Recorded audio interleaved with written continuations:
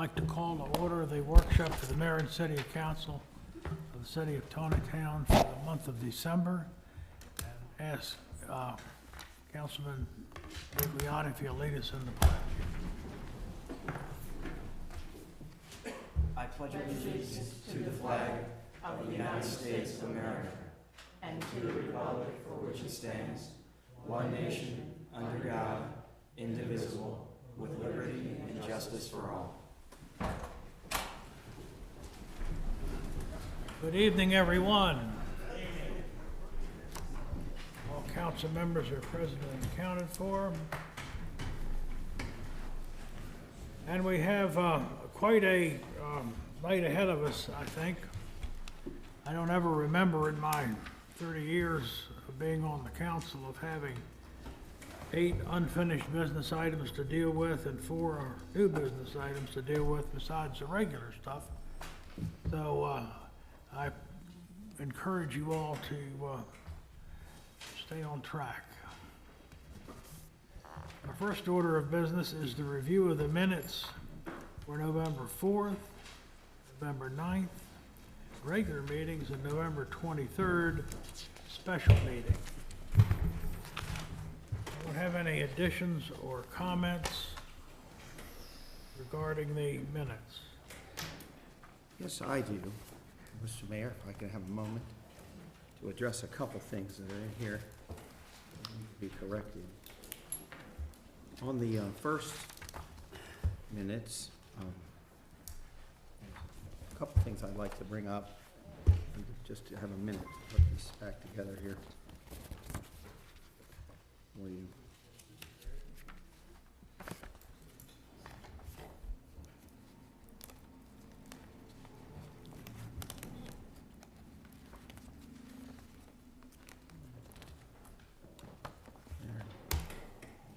Patience.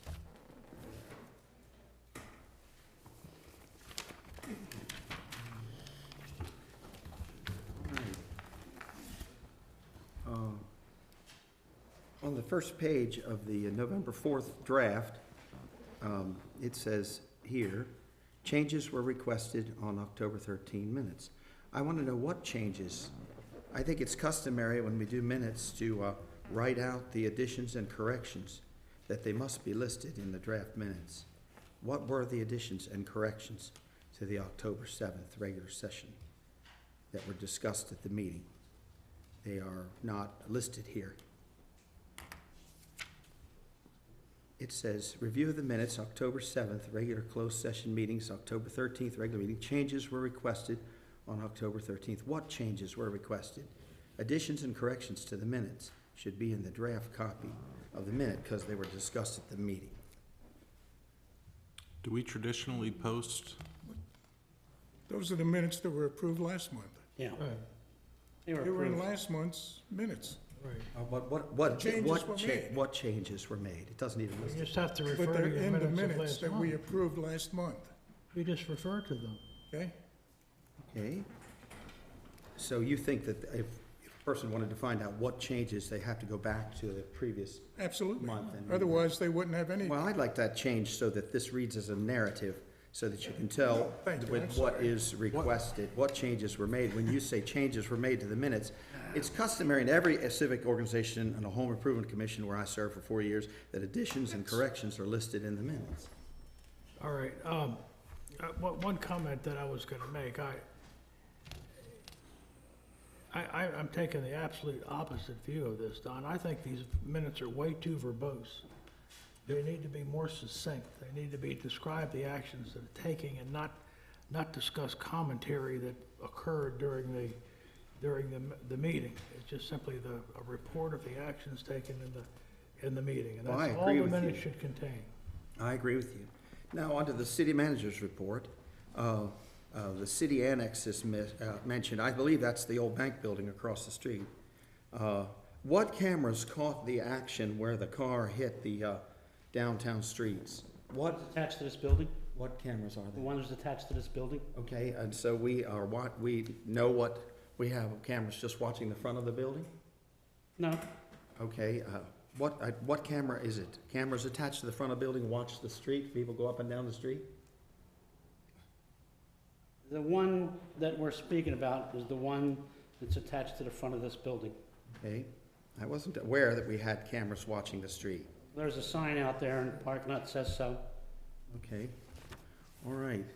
Now, on the last page of the minutes, it says the mayor and city council received questions and comments from the audience. What comments and questions were received from the audience? They're not listed here. When people stand at the well, they need to, and they speak about things they're concerned about. I'd like to see their comments recorded. I know they're on the video, who the person was. They took time to come out to a city council meeting and to voice their concerns. And these are not acted Counselor- like comments from the audience are not important to us. Counselor, can you give us some direction on minutes? I mean, I think in the past, we have been directed to just simply describe actions that have occurred and not to elaborate on in any detail on what happened at the meeting. Well, the state law requires you to record actions that were taken, meaning the votes that were taken, and the outcome of those votes. That's what the requirement of basic minutes are. So that's what you have to do. What was said is not required, it's what was done. I mean, that's the term of art. So these minutes here are in excess of what is required by state law, and it has been your policy to add certain things like the reports in there, the council reports, those don't require votes and things like that. And it has been a policy where you've just added things that you wanted. You need to come up with a specific thing of how you want these minutes to be presented. Municipalities right now do very basic ones. Like I said, these votes were taken, these were who voted for or against, and some municipalities do verbatim transcript minutes where they type out every single word that was said, including the ums and the ahs. The reality of the situation is the more detail you put in your minutes, the more that you create stress later when those things are in litigation used against you, because your statements are not dicta like in a court case. Your statements are actually policy that you state. And so situations like that are covered by the video camera. Everything's on the video camera. So, to summarize, you have to put down your votes. You can put down what you want, but you all need to come up with a policy of what that would be. The typical thing is less is more, because then there is more of a concise record of what you need to have. I would like to see us continue in that direction, as has been our tradition over the last number of years. And again, I've noticed progressively these minutes getting more verbose and more detailed, and that's heading in the wrong direction. Well, I'm concerned if someone were to read the minutes historically from the record, it would not show what happened at the meetings. The only record that would be accurate would be the record of the camera, because people came here with a concern to voice it to their elected officials, and they're not even recorded that they attended, nor what they said is recorded. Okay, thank you. Well, that's just this Any minute. other additions or corrections? Yes, I have more.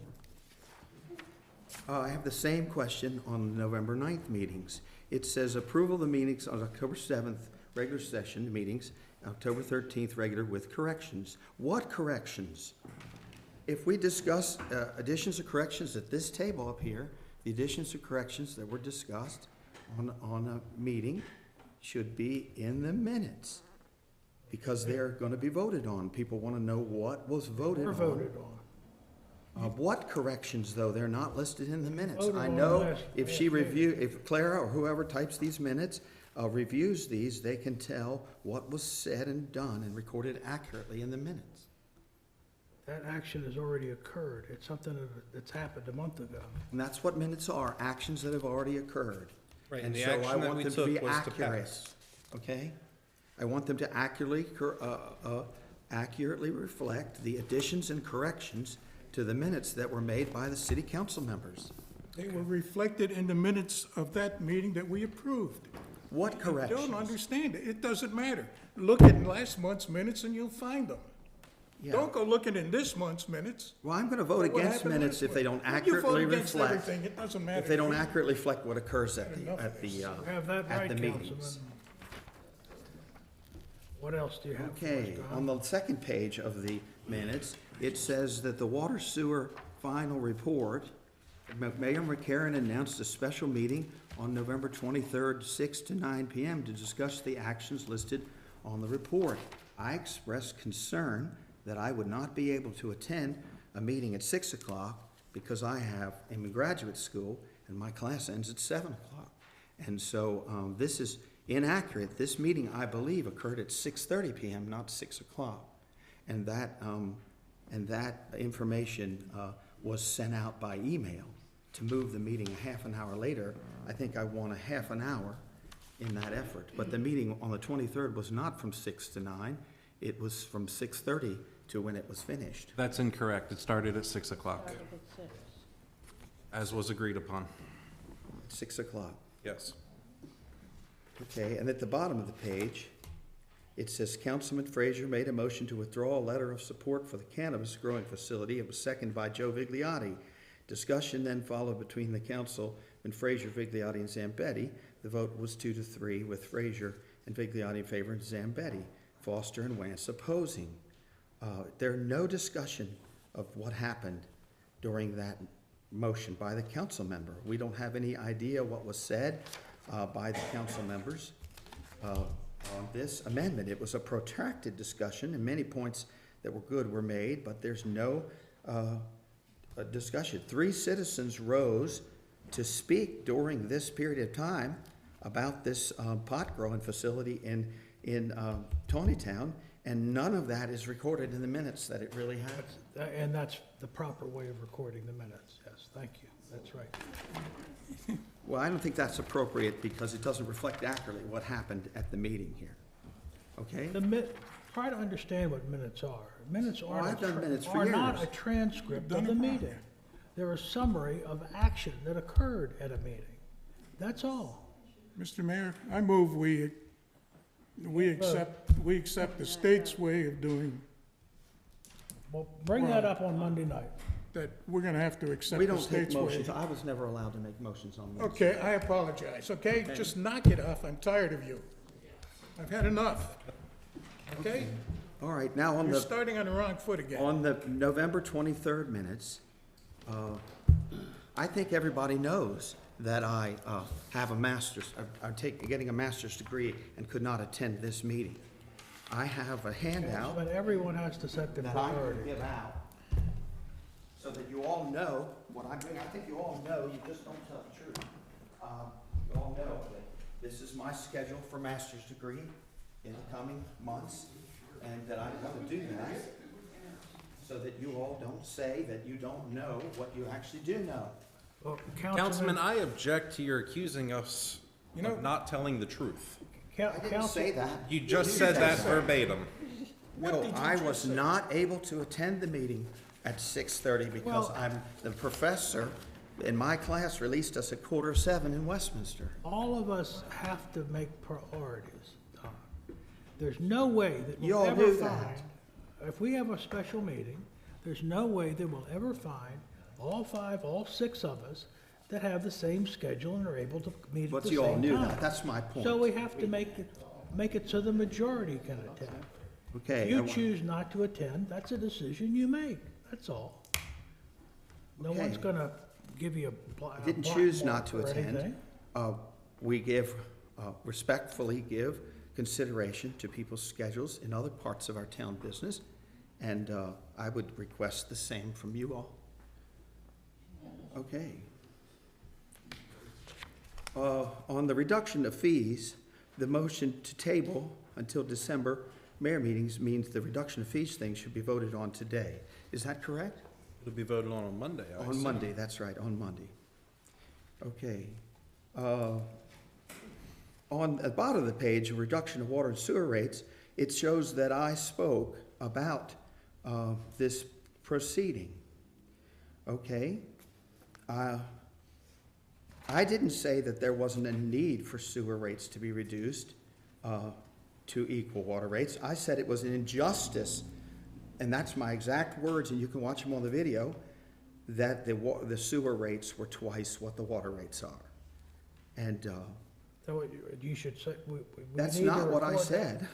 It was your opinion that it's an injustice, is that what you want? Well, that's what I said, and that's why I made the motion I made, and I was present for this meeting about this matter on the sewer rates. Great pains are made in the November 23rd minutes to try to say I was not here for the beginning of the meeting, okay? And I want to bring this up, that I did not say that there was not a need for the sewer rates. I said there may be a need, there may be more costs in the sewer, and I understand that, but I said it was an injustice to solve the debt problems we have by doubling the sewer rate. I think that's an unjust way to go about paying your debts. So I'd like to change the words "is not a need," since I did not say that, to an injustice for the sewer fees to be double the cost of the water fees. And I'd like the minutes to reflect that. Make sure that's stated as an opinion, not as a fact. Well, that it was my opinion that it was. Okay, I'll agree to that. Now, on the next page, about near the bottom, it says that Joe Vigliotti asked the items could be tabled for more research. Mr. Wance made a request to table it, and Mr. Zambetti said in my ear that he did not want to table it, he wanted to vote. So this should record that you decided as a council not to table this, but you wanted it voted down at that meeting. This is misleading. It's clearly not accurate that I feel anything. It wasn't my intention to be misleading about anything. I just I'm wanna- doing the best I can. I honestly am, and it's not my intention. No, to I just, mislead anybody. I think there should be a period at the end of the word Vigliotti, and that Mr. Wance and Mr. Zambetti made the motions to go ahead and go for a vote, because that's what happened that day. I just want to correct that, so we voted accurately on Monday. That's all. Okay? Then on the next one, annual rate assessments. It says here in the annual rate assessment that Fraser was not present for the vote. That cannot be, if these are in chronological order, that I was present for the item at the top and then not present for the item right below We it. didn't take them in chronological order. We skipped over the fourth object at the request of Councilman Vigliotti, because he said that you were going to be late. So we held that until you got here. So Well- we took these out of sequence. There's no note of that happened. If you read these minutes, it would seem like I came to the meetings and then left the meeting. No, I think That's Clara not did a what very happened. good job indicating which votes you were present for and which ones you weren't. Well, I want to correct that because it could not be possible for me to be present on this matter and then absent for this matter. Okay? I just explained that to you, Don. We took them out of sequence. You understand Well, what that put them in the means? sequence that they are in. Then put them in the We chronological pulled sequence. number 4 off the table until you got here to try to accommodate you because you were late. That's all. I wasn't late. I had a scheduling conflict that you all knew about. I thought you And were those late. are my additions and corrections to the minutes.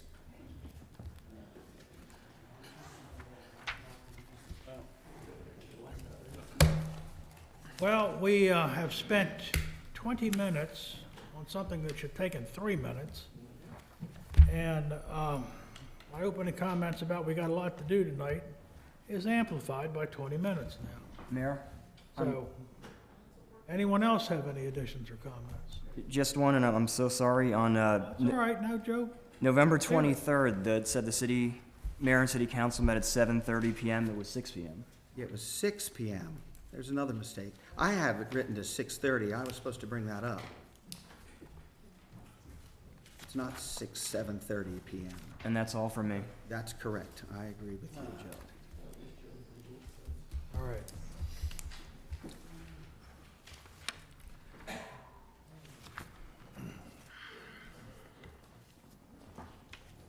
Anyone else have any additions or corrections? All right, well, we'll consider some of these additions and corrections on Monday night for approval. In fact, we'll consider them. All the ones that make sense.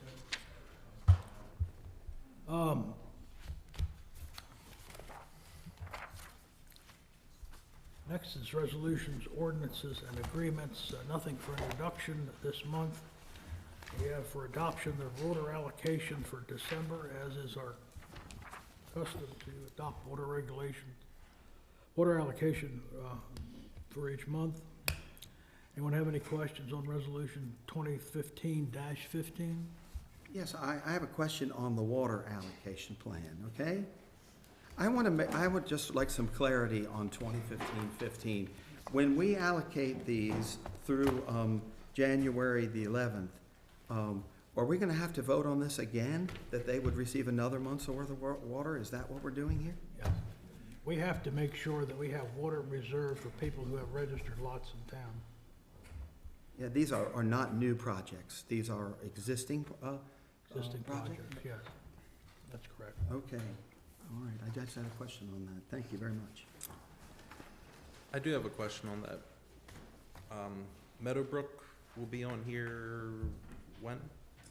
Meadowbrook is gonna be on there when they, basically, this was prepared before they put their final plans on record. Got it. And so it'll be on the next one. The next one, They okay. weren't officially all set to go. Anyone else have any comments? All right, how about the city manager's report? Henry, what do you have for us? The, our major project, the ENR upgrade, the progress report, basically reported here that the project was 44 days ahead of schedule, and that was till today. We have encountered a problem with the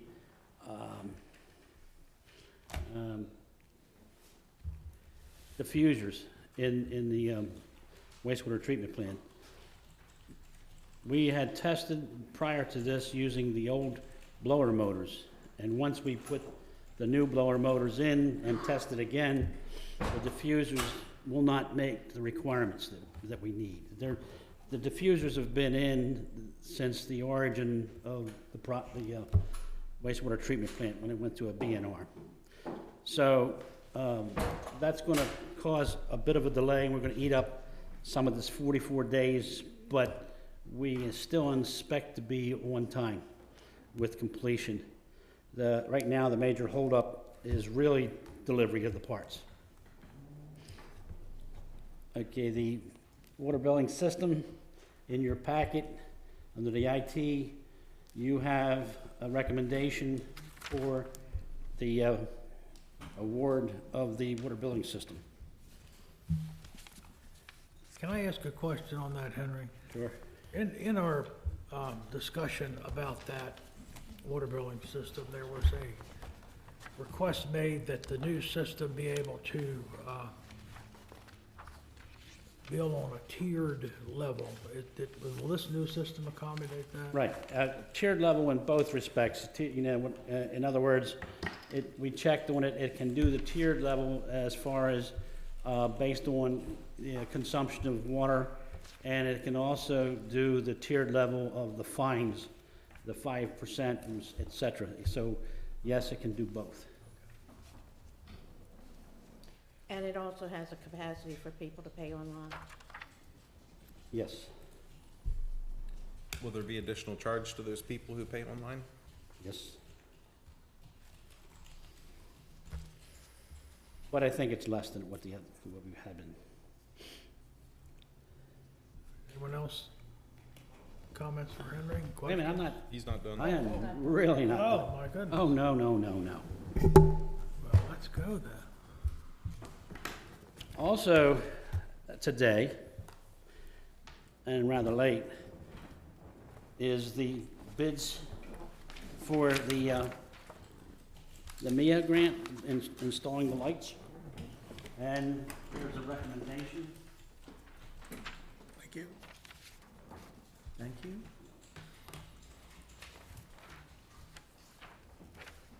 As I mentioned last month, we were waiting for an approval from MIA on the bids. Thank you. Who's not here anymore? So, that, now you have the bids. We will take action on both of these bids on Monday. Okay. Now, Henry, how come number of streetlights don't agree? One's 37 and one's 30? You know, I gotta check with Rick on that. I would guess that that projects out to the amount of money we have available in the grant. That may be. In other words, if you pick contractor A, you get 37, contractor B, you get 30, my guess. Well, like I said, I kinda got, unfortunately, it came late and I had to dash out to go to the hospital. So, I'll have that information for you on Monday. Okay. Okay, we're still working on the capital projects and capital equipment. Streets. If you can recall, we had asked State Highway to install signage to indicate that there's crosswalk and that there would be a crosswalk in the middle. You have noticed it's no longer there.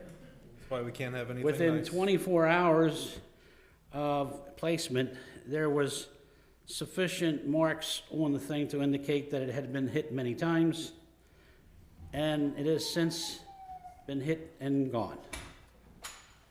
Do you know So- if they're planning to bring it back? Make it a Well, little I'm sure, stiffer? I'm sure only at your request, they probably get tired of putting them out, because they did the same thing in Emmitsburg on the same day, and both of them are gone. Traffic, we get a lot of traffic, trucks that come down this 140, and if there's vehicles that are parked on the side and they have a little slightly wide load, they shift out over that yellow line, and it's just a foregone conclusion, it's gonna hit them. Is there any other potential location for a sign like that? Well, it's at the sidewalk.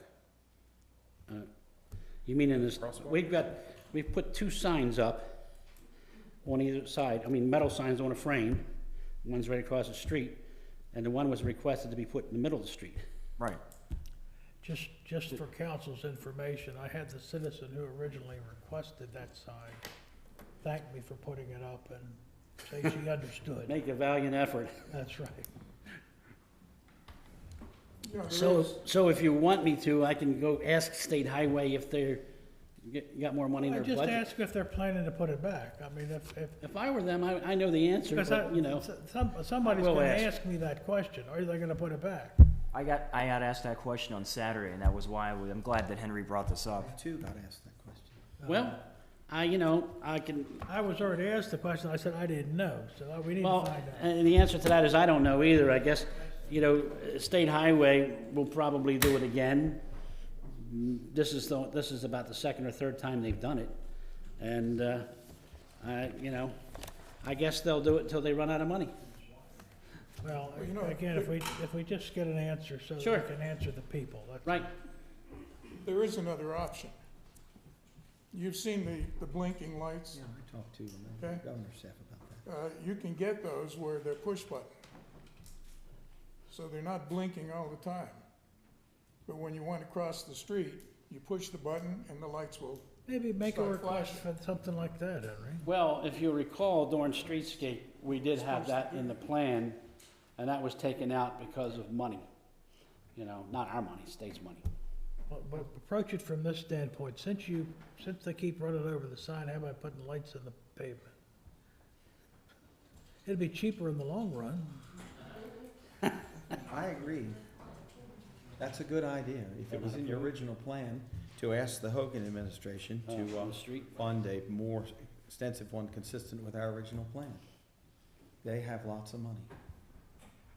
The legislature did not cut out all the amount of spending, but they cut the budget.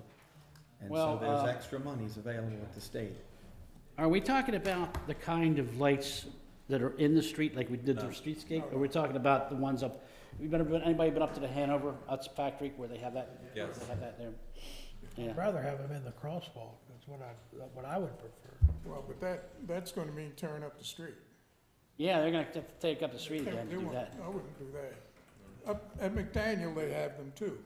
Right, When you go up the hill, and they're where solar they have the powered, crosswalk, only theirs are permanently. right, and solar powered, There are none, You don't need that. They do have them where you have a push button. right. there are none in the state that has the lights in the sidewalk, because they're not approved. Now, the ones like down at, you see at the college, where they're solar paneled and they're push button, and I'm not sure how that works in the sense of, does that require some sort of connective cabling underground or not? What I thought I was gonna try to look at was if you could do it vis-a-vis Wi-Fi or wireless, So it would. Well, that's when- something- When you call the state to ask them if they're gonna put the sign back, and they say, no, we're not going to because it keeps getting run over. Say, well, what do you suggest? We're concerned about the safety of our people crossing the street there. What Will do. can we do to make it safer for them? And see what they say. Okay, I have a couple questions for your report. Are you finished? No, I'm not. Okay. When you're finished, I'd like to ask. Sure. Okay. That decision, we've covered that. And something else to pass out tonight. We had talked about the study from MES, and here it is. Their quote. And along with that quote, one of the things that we did, it was myself, Public Works, and Bobby Joe, have put together a spreadsheet in the back to make the comparison between what we pay versus what it would cost us to hire MES. And you can make your own judgments from that.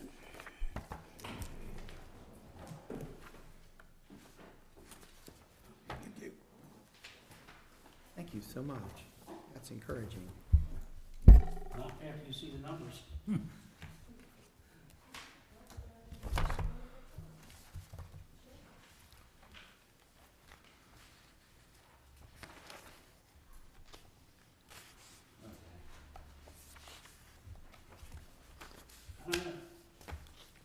How many paper clips you have in there?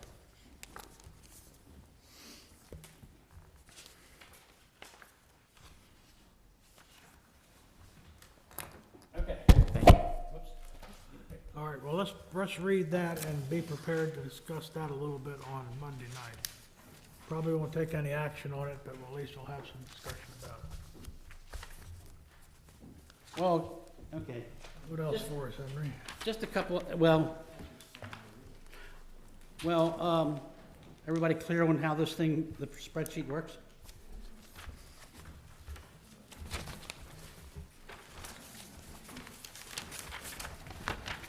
Because what we did and how we did this was we took the bid from MES, The last one. and we took all of the items that they would not do, that we currently are doing. And so we made this thing to apples to apples. And at the top of the spreadsheet is the comparison between MES and their cost and our cost. And you can follow it down to the bottom where it talks about the budget totals. And you can see that MES is much more expensive than what we are currently doing.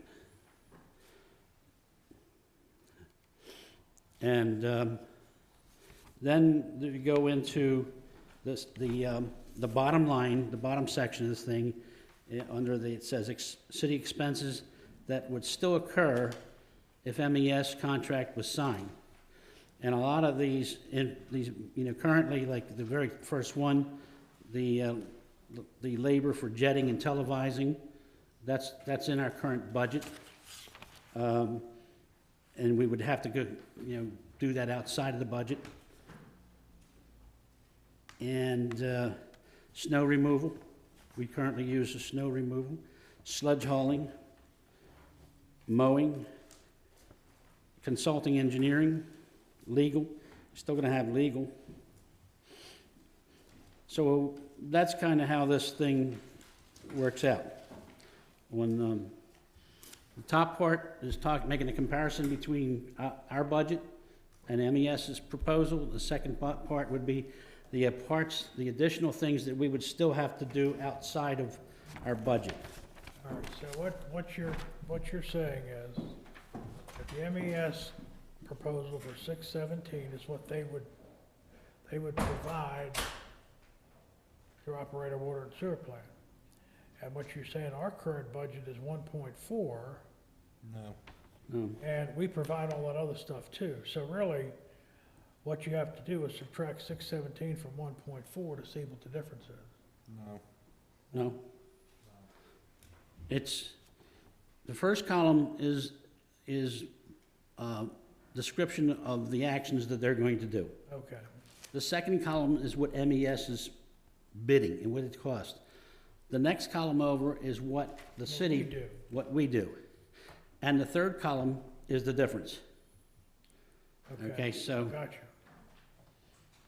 so if you follow it all the way down to the bottom, you get, The bottom section is You'll stuff, get 100 is the stuff the sewer department does that MES won't do, correct, that we would have to do anyway.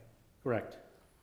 Okay, So, just on the baseline, one thing on a blue line, you have MES costing $131,000 more than what we pay on that alone. okay. Just on the stuff that they do that coincide with what? That's correct. This is the top parts, the apples, the bottom would be, and all the things that they have stated that they won't do, and we would still have to do. So it would be, you know, 100 and, they're charging, gosh, this stuff is so small. $617,000, and then we would have, you would have to add our additional $968,000 to that if we went with MES. So, in theory, we could save $485,000, Right. but it would cost us $617 to do the same work. How do you come up with saving? Well, if MES took over our plant, that would mean that they would charge us $617,000 to do those services up there. To do the That's- same work that we currently That do, we currently do for 485,000. $485. And For 400. so we could say, well, we can eliminate doing that work, so that means we're gonna save $485,000. No, we're not. That's How do you still figure that? $31,000 more than what we're, I don't know how you're looking at that, but my math says that there's $131,000 difference that MES costs more than what we do. that's right. But Okay. if we hired MES, we wouldn't have to pay that $485,000. No, but then you would have to pay the one down at the bottom. The 900 and You'd something. have to pay the $968, that's correct. Regardless, that $968's a constant. That's gonna be paid regardless of whether we go with MES or not. All of that number, all of these things that we're doing right now are included in our budget, down at the bottom. Okay. Those are already inclusive. If, okay now? All right.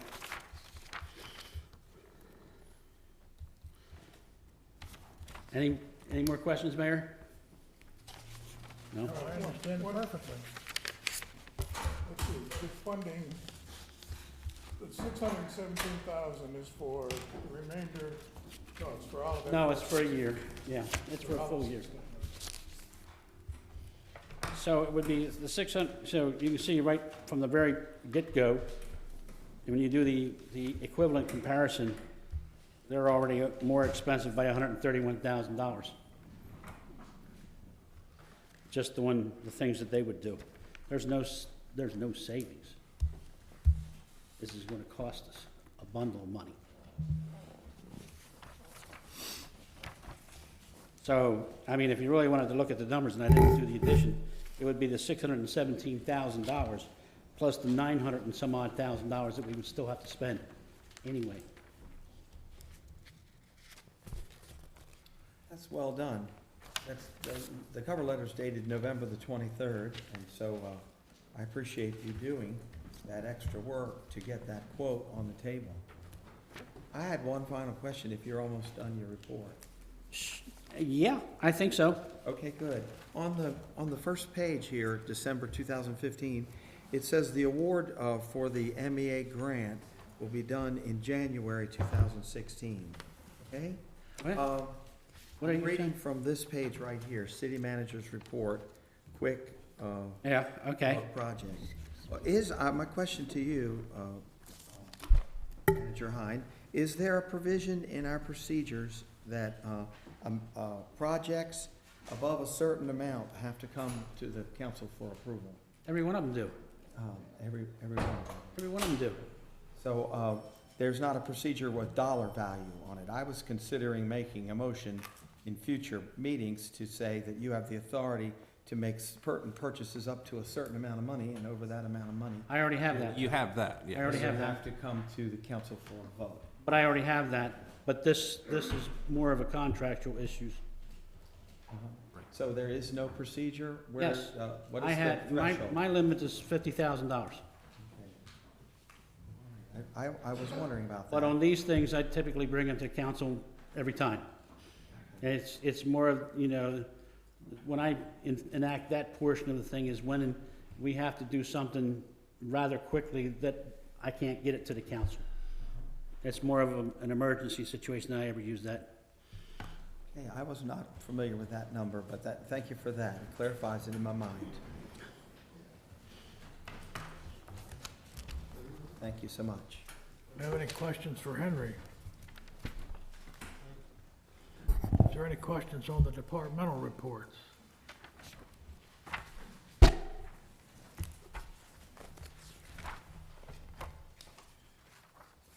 Just a comment that I am concerned that we're not making much progress. When I look at the Parks and Recreation report, seems like this is a duplicate of what we had last month. I don't see much progress being made here, particularly in regard to the National Park Service help on Bollinger Park. Right. I would like to try to get some action on this. If I need to get involved, then I'll be perfectly willing to do that. So if you could tell our director to give me the contact information at National Park Service, I'll get involved in it. Okay.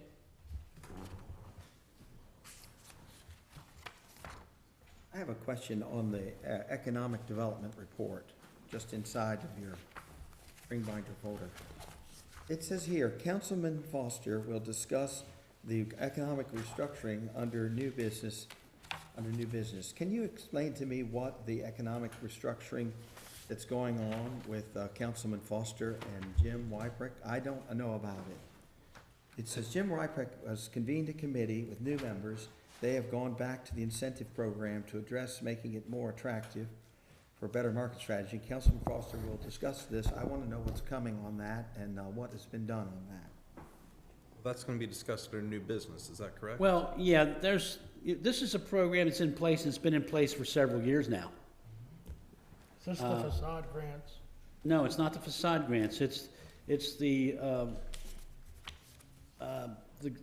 grant that we pay to anyone who makes renovations based on dollar value, Oh, okay, it's the, revitalization. Oh, okay. That's been, what, 4 years ago? Or longer. 2011? So that's been in place for 4 years now. I think we can wait for Councilman Foster to come back, and maybe she can address that now instead of later. well, it's under new business. Okay, Right? right. What's under the portion of the agenda called committee reports, and that's why I brought it up here. All right, well, I guess it is also on number 4 under new business. So I guess we could wait till then. Okay. It's All right, under any the- other questions for Henry or for the departmental reports? Let's move into the legal report. Okay, I have 3 items that are under unfinished business that I'm going to do extensive talking about, so I don't have any other things to talk about here unless you want me to talk about the zoning question that you had here. Yeah, I do. There was something brought up before the council that I needed clarification on or help to understand better. I know in the past we have restricted undesirable businesses from certain areas of the town. And I know, and I just like to know the procedure that we would follow to do that should we elect to restrict other businesses. And what are we allowed to do, what are we not allowed to do, I guess is what I'm getting at. Okay, so we'll go with general first, and then I'll get into your procedures, because there's various procedures. But generally, you are allowed to control the certain uses of property in town. And you can make that very narrow or very general. And the one thing you cannot do is you cannot ban a use. You cannot just say you cannot do this. So if you go back to, and I don't want to get too legal involved, but if you go back to the cases that are about this, it usually deals with adult entertainment, adult bookstores and things like that. So an adult entertainment or adult bookstore, would be the easiest one to understand, is a retail business. So if your zoning law says you can have a retail business on Main Street that sells magazines and literature and things like that, and that's all it says, an adult bookstore could locate there.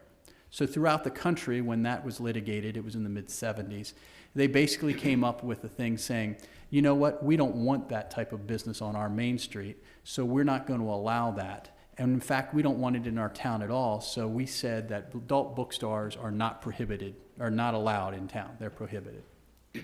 And then there was a lawsuits about that, and that eventually got solved by saying you cannot totally ban a use. Your job is to place uses in their best spot in town. So as long as you allow a spot for a use, that's where it would go. So most of the cities and towns in dealing with the adult bookstores said, fine, we're going to narrowly define the type of use. So literature and magazines and things like that are fine, but if we're going to have them of an adult nature that have to be over 18 years to purchase, and you know, they make it very narrow, they say, well, that is not your normal commercial establishment. That's going to be considered an adult bookstore, let's say. And those are only going to be allowed in a certain zone. And most of the places put them in an industrial zone that has a very narrow footprint, so that if somebody wanted to do that, they would be able to do it in a certain very area away from everything.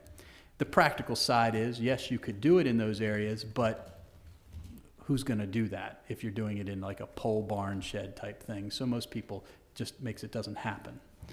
So if you carry that through and say, all right, it's not necessarily undesirable businesses because that's going to be in the eye of the beholder, you start talking about things like smoke shops, tattoo parlors, those types of things. And when that happens, you basically want to be able to say, there's a place where they can locate. The dangerous part, which is what Councilman Vigliotti brought up in his email, is that when you have a novel use, and the novel use dealt with marijuana sales, a novel use marijuana sales would be, that's just like selling cigarettes. That's just like selling any other commercial thing under your code if you don't specify specific things. So that would be the issue, is that you need to narrow down the focus of what you currently have, and then you need to create a place where it could happen. And then that's the theory. Now you said the mechanics of it. You need to create not only a place, but you need to create a mechanism. And most places, when they have those types of controversial uses, have a procedure where there's extra scrutiny, which would be our BZA process, our Board of Zoning Appeals process, where you have to get a conditional use. So the use is allowed under certain conditions. And you could make those conditions very difficult to attain, but they can't be impossible to attain, or else you've done the basically backdoor of getting rid of it. So that's the one way that people do it. The other way that it's done is, for us to do that, we would need to change the definitions of our code. So that would be the easiest way, not changing the specific zoning, but changing or adding a definition as to what it is we're talking about and what we're not.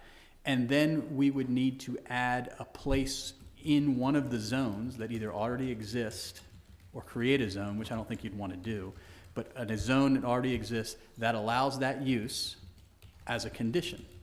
And then you go through all the conditions that you would want to have involved in that. So that's the mechanics of it. The other option you have, which is what the City of Westminster is doing, it's not what Carroll County is doing, but City of Westminster is creating an overlay zone. So they create a certain overlay, if you can imagine like a, I guess, like a cloud, and you say that cloud can only go on certain zones. In most places, it would be industrial again, because you don't want to put it on commercial and residential. So in a, let's say in industrial, you have this cloud, this overlay. It could happen there, but it has to have certain conditions, approvals to it. And those conditions and approvals can be given by the mayor and city council. And that's the biggest distinction here, is that we'll let you have an overlay zone, but you have to come to the mayor and city council and meet in certain conditions, and then we grant you that, whether, and the only restriction you have is you can't be arbitrary and capricious. So if you granted that, so let's say, yes, you meet this criteria, so the cloud, the overlay zone would be applied to a certain property in a certain district, then you can go through the second phase of it and have it as a conditional use where the Board of Zoning Appeals has specific hearings about that, so you can make it very stringent. Those are the two ways that it's being done, and there's pros and cons to each of them. Our code has none of that. Okay, so what we need to do, and what Councilman Vigliotti was asking about in this thing, is we need to get out in front of this and deal with how do you want to adjust your zoning code, because it's, when you get all the hype aside, it takes time to figure it out. It has to be introduced. It has to go before the Planning Commission. It has to come back to the council and have a public hearing, and then it gets passed. So best case, best speed, that's a 4 or 5 months process if you said go now. So that's what I would suggest you think about, and that's how it works. What I would avoid you all doing is figuring out the how. Don't try to spend time on how we're going to do it, or are we going to just figure out the what you want to do, and then the zoning administrator and I can figure out the how it would be best accomplished. Does that answer your questions? I mean, I'll take any other ones that you have on that. I think so. I mean, this is not surprising, but I was under the impression that we did indeed have restrictions on things like adult bookstores, tattoo parlors, and things We do. like that. But the issue that Councilman Vigliotti brought up was marijuana sales, and that's not, that would be not covered right now. There's no, it's such a novel thing that it's not covered. And with tattoo parlors and things like that, they can have it in Taneytown in a very narrow, whatever it happens to be. But there's no legal use that we can flat out ban. Right. That's the problem. Right. If you try to ban a use, you're just inviting a lawsuit, and you'll lose, and then it'll happen because you put all your eggs in this basket and it doesn't work. So I mean, I'll just give you some ideas of a condition. Let's say that you're going to allow the sales of whatever it is, okay, and we don't have to get into the politics of it, the sale of whatever on Main Street, and you don't want that. Well, we'll allow it on Main Street, but you have to provide 20 parking spaces adjacent to the property. Right. Who's going to be able to do that? So it's allowed, it's unattainable, but it's possible, because you could buy the building next door and tear it down and build a parking lot. So you see, that's the kind of game you're going to play with this, and it seems somewhat disingenuous, but that's how it's done. Right. And that's what we need to do. Probably need to start working on that. Absolutely. So I guess I would need, or we, the general, would need to understand what your thought is, because it's hard for me to guess. I mean, I know we have some ideas how we could come up with this, but what is your general thought on this? If you say, hey, you put it in the industrial area, well, you know, we better look at the map and find out, hey, some of the industrial areas are but residential areas. I mean, there might be some things I'd want to hear you all tell me to do. I mean, in broad terms, my idea is let's make it as absolutely restrictive as possible. And I don't care if we say they can only operate in a 4-foot hole in the ground. Where do you draw the line? I mean, what becomes unattainable versus obtainable? I mean, you could, And illegal. Well, I mean, I think that's they where could we're only gonna have to operate be, out of a teepee or something. well, I mean, that's where we're gonna have to be creative about that. And again, I guess we can provide some examples, but this is detailed. And I can show you some examples of what the city of Westminster has already passed. I mean, they've already gone through the process, it already exists. So I've reviewed those. But the question would be, where? I think in theory, if they're gonna be in Taneytown, we need to have them as far away from people and schools and parks and the like. So that's gonna send them to industrial.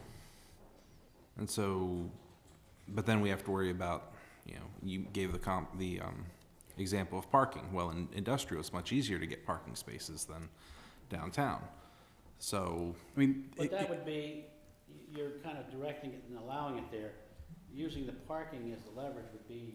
right, if it were here, right. Right. So we just have to find different leverage on that, standalone building not exceeding X amount or. I mean, this is done all the time, not for those things. I mean, it's done because you might not want a commercial use in a certain downtown area, and we come up with that. Right. I mean, so that's not, but one of the things that you really need to consider is the fact that you probably want to look at a map. I mean, you probably literally want to look at your zoning map and see what you're talking about. Because, I mean, I told you that's the simplest route. Right. Maybe that doesn't work. Maybe you do need to create a subzone or something to that effect. I mean, that's a huge undertaking. Right. But if you find that none of this is cookie cutter fit, we need to pick a spot, then that's a different tact altogether. An additional tact, not different, but additional. And that's why I say it takes some time. And you need to kind of give some direction. The reason that there's not as much time is because the regulations promulgated under the Cannabis Commission allow up to 2 dispensaries in every Senate district, which would be a total of 94 dispensaries statewide. There's over 1,000 applicants for these dispensaries, many from out of state. I had this discussion at a convention, and time is of the essence on adopting some rules about where dispensaries can be, because there's over 1,000 applicants coming before the commission at their December meeting. And Well, I've it's learned that this through phase I'm not extensive too research. concerned about. I think that the limited number of dispensaries that will be available for the medical marijuana certainly will choose areas other than Taneytown to locate in, just because it's higher profit, more people. So I don't think we're urgent. I don't think we're up against the wall, but that next phase, that thing that could happen, where we could have some kind of legalization to permit it for recreational use, that's when we're gonna have a problem. I think that's the issue that we need to protect ourselves from. The number of applicants far exceeded what the expectations are, and that don't anticipate anything coming out of that till spring. One of the things, it's, an ounce of prevention is worth a pound of cure, okay? If something moves here because we're not ready, regardless of what it is or where it is, it becomes a non-conforming use. Okay? It is possible to get rid of non-conforming use, but it is difficult and it is painstaking to do. Right. And fraught with lawsuits. So it's almost easier to shut the door before the flood than try to get the water out afterwards. It's not an impossibility, it's just that, do you want to tell the staff, figure this out? And and what is exactly, because the proposals we come back with, I can't read people's minds, so the proposals we come back with are gonna need to be massaged and vetted, and there's a whole nother section. I mean, it's gotta go to the planning commission to be vetted there, so. Right. No, I think it's imperative that we do move on this because, this is coming. It is gonna come, and I think we need to be prepared to meet it. The information I've received So is what that should we they do? will be acted on at the December meeting. What they've done is they've taken all the applicants and given them to a third-party consulting firm. So the way I understand it from talking to the chairman of the commission is they're gonna move the entire group of applicants to a vote, all as a package. This is troublesome, because if we have specific concerns about an individual applicant, the commission is likely to vote, from what I can find out, for the entire package all at once, and then you'll have them. And that could happen at meetings sooner rather than later, because it's generating heat not only in Taneytown, but all around the state. So I think it's very important we get ready, as you have said, Mr. Gullo, for being able to receive applicants for opening stores here. I think that if you give the direction to investigate this, there's no expectation that this is gonna happen for your January meeting. I mean, there's just not enough work days between now and then. That you might have something in January where we could discuss, in general, talk about the terms and things like that, of how to deal with it. And your target would probably be some type of written thing to discuss by February. So if we walk this through and everybody's happy with what they see, okay, that's the thing, you gotta all be okay, then it might be able to go to the planning commission at the end of February. They like a month to look at it, so that's March. You have a public hearing now in April, and it's adopted maybe at the same time. So you're talking about if we start now, we're ready in April.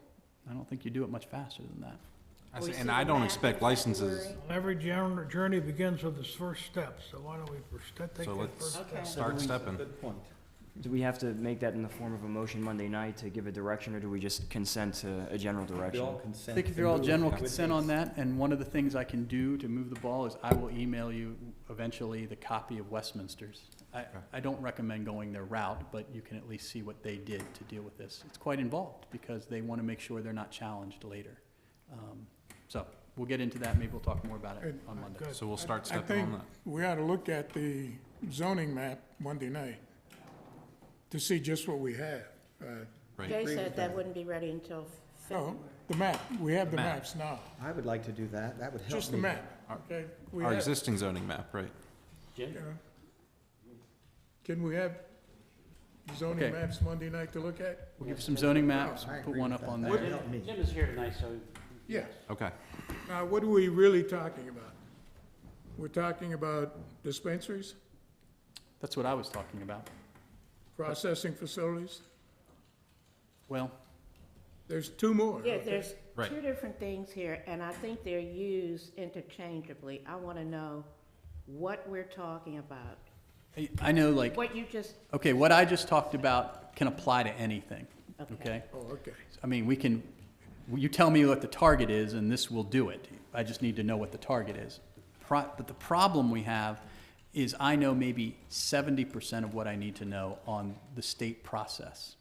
Because from what I understand, there is the growing and processing application, which is one application for one process.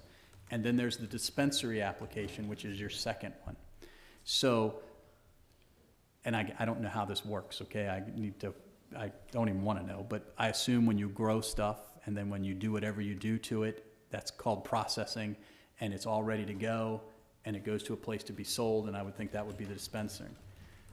The easier one for us is dispensing, obviously, because that's the one that could happen in any spot on Main Street, any spot out at the shopping center. So that presents the most clear and present danger, I would think. The processing and growing are okay under, in the county, ag, maybe, that's what they're talking about, or in here, under industrial, because it's a industrial type use. So that's a much more specific one where you would have to narrow down an industrial use, but you see where that's the catch-22. Where would you put it then? If you're narrowing down the industrial use that's already in the industrial zone, where am I supposed to put that use then somewhere else? So you could come up with regulations for that. You follow me on that? Is that if I say you can't do it in the industrial zone because I don't want growing and processing there, because that's where you would do it under our zone, where am I supposed to put it? Right. So the only way to restrict that is to create lots of conditions where it already would exist. And that one is a little more difficult. Mr. Gullo, another point. Give an illustration, if I'm applying for a patent, I can go put in the application for a patent, and then I'm given a number, and it's called a patent pending, Mm-hmm. okay? If we would move a zoning ordinance on Monday that would restrict, and we have hearings and things, the fact that an applicant knows that we're in the process of doing that may affect the applicants coming to our town. So it would be like a pending change of the zoning ordinance. I think that would be a good idea to action the work you've already done, so that we don't look like we're unprepared for applicants coming into the zoning office to open shops for dispensaries. Because it would have the same effect as a patent pending, so the applicant would know, well, this is going to be an illegal use very shortly in this town, they would look elsewhere. Yeah, the trigger for us, to use your analogy, the reality for us is the building permit or the zoning certificate. If you get that. Mr. will be in a position of issuing one. Right, if you get that, you're grandfathered. Right. Doesn't exist at the time, that's good. But there's a very rigorous mandated process to get there. And so, your direction is, okay, let's do it. I really don't know that you could come up with something in January to get it through the thing. I mean, we can can try. express the intent to do so and begin that process as soon as possible. I think that's what you need to do on Monday, is that you're gonna look at the zoning map, make some direction. It should be reflected so the public knows what you're doing and people say, hey, they're starting to do that. But that goes back to Councilman Zambetti's question, is what exactly are you targeting? Right. We've been talking about dispensaries. Are we talking about processing and growing, which is a different, you have to get at that differently. And it can't all, we could try to do it all at once. That was my next question. Was All at a once or request one for at a discussion. time? Well, it's just a matter of a workload in the fact that what you're talking about is just getting the staff to figure all that out at once. Remember how we talked about this every year, everything is priority one, okay? So you gotta set the priorities. I will do whatever you tell me to do, and I will do it to the best I can, and if we can't do it, we can't do it, but you set the priorities. All right, thank you for that. There's another point, though. If you start something, okay, then you're telling somebody, hurry up, I'm gonna get in Exactly. before the door closes. Let me get my, That's the opposite of what you're saying, okay? Exactly. Potential risk. it would I see your attract point. people in before the change is made. That's right, hurry up, hurry. Get That's what we're going. faced with Meads Crossing, is right now, so. Right. All right, You said you had 3 items under your report? Under my other 3 are under unfinished business. anybody have any questions for Jay? Yes, I do. In my packet, under legal report, there's nothing here. Nothing on the agenda. Right. So I didn't expect a lengthy report. You're listed on the agenda as starting at 8:30 with your report, but you actually started at 8:15. So we're actually ahead of schedule, not 20 minutes late on the schedule like was said earlier. Give us time, we'll make up for that. We advertised this agenda for various timing. If you wanted to come and hear that, you could arrive at this time. I have a question under accounts payable that I'd like to bring up under his report and ask a question about it. On page 10, Won't wait till accounts payable? on the accounts payable, no, this is a legal question. This is a legal question. On page 10 of the accounts You'll payable. be here till the end of the meeting, Don. Yeah, we're not late. I can ask this question. It says here on page 10 that Mr. Gullo billed the town $5,206.25 for the August billing, and then billed the town $3,812.50 for the October billing, and then billed the town $6,575 for the September billing, for a grand total for 3 months of $15,593.75.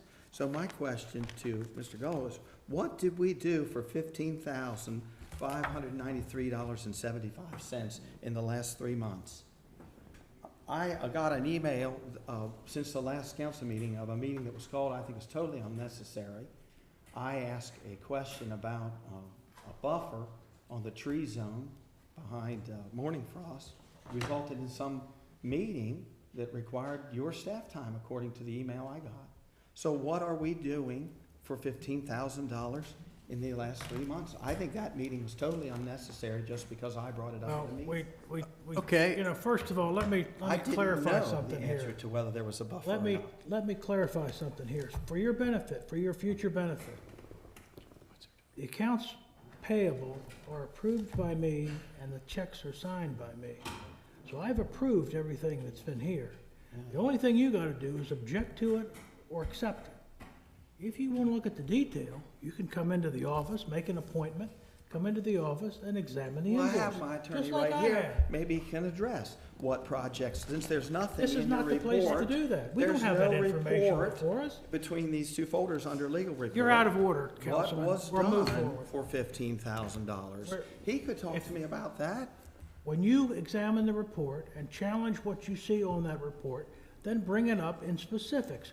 Don't just make a statement asking him to account for 3 months' worth of work. Well, just a summary would be helpful It's to me. my I'd like see it. responsibility to examine Dan his Dennis invoices and make sure they're done properly. Well- I've approved it. Okay, well, I take your point. Under Dan Dennis's report, he has a nice report about what he's done. And under Nancy McCormick's report, she has a nice report about what she's done. I'm just asking for the same courtesy for our Wednesday meeting in case something needs to be on the Monday agenda, Mr. Mayor. That's all I'm doing. And he's here, being paid, and he could tell me a little bit about why the invoicing seems to be. Did you miss the point that he made a minute ago that he was gonna make some comments on some unfinished business item? Did you miss that? Are you addressing me? Yes, I'm addressing you. Did I you don't think I'm miss it? missing anything. I think I found something that needs to be brought up during the legal report. And that's what I'm doing. No. And he's here, and maybe he can address that. You're Give me a simply summary wrong, that's of- all. The town manager had a report. Would you like me to address that? No, Sure, I'm asking you to do so. no, you don't have to address it. He's completely out of order. We're gonna move forward. Let's go into unfinished business. First item we have on the unfinished business list is sale of gray water, stated by Councilman Vigliotti for the, that we discussed at our, Sure. Well, one of the things that we discussed at this special meeting on the Water and the Sewer Committee was the possibility of selling effluent at some point. And I think, Brad, I think it was you who had asked to have something put down in writing so that it could be discussed at a greater length. And essentially all this says is that, you know, at some point in the future, if it's possible to sell effluent, if it becomes possible at some point in the future, that we do it, and that we undertake an annual effort to examine whether or not that's possible, in conjunction with budgeting time. It's a wonderful idea. okay, Councilman Vigliotti provided us with a sample resolution. Does anybody have any questions? Have you had a chance to look at that and I have. offer any thoughts one way or the other? I think it's a wonderful idea to look at this periodically. Been some discussion of striking things from our working committee. I don't want to strike anything. They were all good ideas at the working committee. We spent hours this summer going over ways to, I think you were outvoted, well, it's just a good, what's that? I think you were outvoted at that meeting. The votes that you took, you didn't sustain your opinion. Your opinion was rejected. A lot of things were discussed in those meetings on Tuesday afternoons. And this was one of the matters that's come up. It's a wonderful thing. It ought to be, I'm just encouraging folks on the council to vote for this on Monday, okay? That's all I was doing. I'm trying to understand what this is. You ha- Okay? Just this that we a- would sell this. Councilman, So let me called ask my great. question if I could. Thank you. Is this calling, it seems like it's calling for an action of consideration. Is that what it is? Correct. It doesn't actually commit us to the process of selling, just that we examine whether or not it's possible. Or if there's, That seems bizarre to me. That it's not actually requiring action. It doesn't even seem like a resolution. Well, Can I- what we're resolving to do is to review this at budget time. I don't. Okay. According to us. That's the resolution that we're making, that in order, so we don't forget it, that we don't put it on the back burner and it never more crosses our mind. Okay. What he's trying to do, what Joe's suggesting is that at least once a year we sit down and say, how's the gray water market this year? And see if there's any possibilities. Am I right? Correct. Okay. Thank you. Anyone else have any thoughts? All right, let's move on to number 2, the reduction of late fees from the special meeting. Mr. Mayor, I think on this particular item here, I just want to make it clear there's really two of them that you're going to be kind of pondering. One of them, it regards the late fee, the reduction of the 5% or the 10% to 5%. And then there's the second one with regard to bills that have been estimated as to whether, you know, our policy is, I send copies out to everybody, that basically we post every July that if you haven't paid your bills, that you're going to be paying the current rate. And that's an issue, at least with one citizen, if you recall. Yeah, you recall. I So think there's it going to was- be it was two probably things that you probably need to debate here, and it's kind of rolled up under one. Reduction of late fees. Well, I think the proposal during the meeting was that we were reducing the late fees from 10% to 5% or some Right. mix in between. That was the initial action item, correct? Right. Right, Okay. And then we discussed a tiered late fee system. correct. That's right. And now that we know that the software is capable of that, I think that's something we need to consider taking action on. Somebody have an idea of what they would like to see as a motion on Monday night to affect that? If I remember correctly, and correct me if I'm ahead. wrong, the first week of being late would be a 5% fee, and then it would increase to 10%. The second week, Well, I think that was one idea that then- was floated. right, and then And then 15 the And then third, the 15. third, right. if there is a third. Wonderful idea. If there is a third week, I don't know. Right. I mean, right now, water shut off is it 14 days or 30 days after? It's 30 days. It's 15 days after the last, you know, the. After the late- due date? Right, right. Okay. So you got 30 days to pay the bill and another 15 to make you late and then shut off. Okay. So there's 45 days from the time you receive your bill. Okay. But there's only But there's 2 weeks, not Right. 3. right? Right. So if you have 5, then you go to 10. Or maybe 5 to 15. There's nothing else, okay?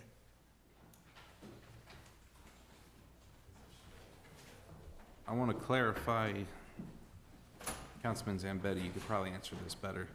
Are we looking at compounding late fees, or it's a late fee based on when they pay? When they pay. Okay. If they paid within the first week, it'd be 5%. Mm-hmm. If they took the full 2 weeks, Be 10%. well, So then between, you're still what about the losing 8th and the 15th day would be 10%? If they pay between the 7th and 15th day, it would be 10%. After the 15th day, it would be the 15% Plus the and shut-off. shut off. Right. but there's Well, sure there is. 1 day. Right. Well, there's 1 day until it's shut off. That's not saying they're gonna pay it then. But I mean, that's the top. It doesn't matter if it's 1 day or 30 days, it's still gonna be the top charge, Yeah, okay. right? What you're saying is if they pay after cutoff, it's 15. That's correct. Is that manageable to everybody? What are our thoughts on that? It still may cost us a little bit of money. It probably will, because we don't know the average tardiness of bills, correct? We do have some information on that, yes. Can you give a approximate number? I won't hold you to it. The one- Or, I mean, is the average late bill 7 days, if you were to think of everybody? Well, a lot of that, you know, you're really asking for a swag. Right.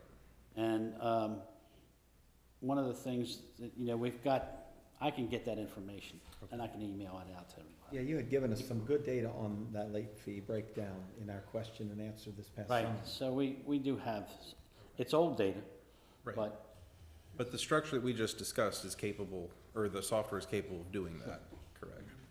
So the nice thing about this is it provides the relief for those who are accidentally late. You know, those who are, oh, I thought it was, you know, tomorrow, but it's actually today, or whatever it happens to be. But it is gonna be stiffer penalties for our regular delinquents, the ones who are consistently late by a lot. I think this is a good solution for it. It achieves both. Good by me. Think about your motion. All right, now let's address, as long as Henry brought up, let's address this issue about billing somebody that had Well, this situation, meter. this situation occurred because of the battery failures.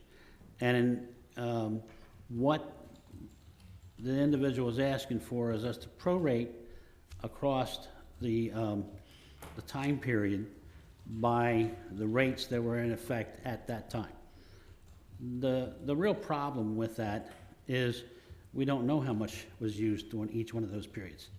Now, we could take a guess at it and say it went across 3 periods and it was 30,000 gallons, we could say it's 10,000 gallons. And what we would have to do, again, is we would have to manually go through each one of those things and calculate that, and then either apply a debit or a credit to the account. That's talking about the situation where they owe us. The same process is true. I mean, when we did this, it affected about 7% of the total 2,100 accounts. So out of that, we did give and we did take. And we've cut checks as high as $3,000 to people. And so if we do that, then we're gonna have to figure out, in this case, what you're gonna do is you're gonna appease the ones to some degree and cause us a lot of work and effort to do that either way, but to apply the credit if the credit is due. We don't even know if a credit would be due until we would do each one of those calculations.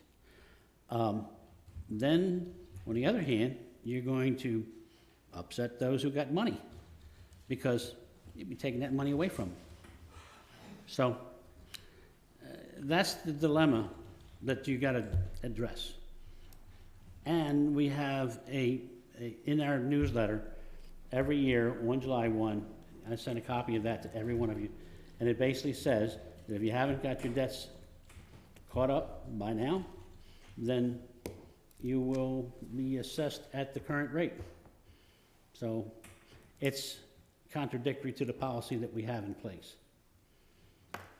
My point in bringing this up at the previous meetings was to say that if the batteries were dead and estimates were taken in these homes in past years, that there is no real data about the cost that should have been charged at that time on their bills. The former mayor said 12 quarters he was estimated, and what should have been the real cost for that? Why can't he pay 2013 rates for the amounts billed in 2013?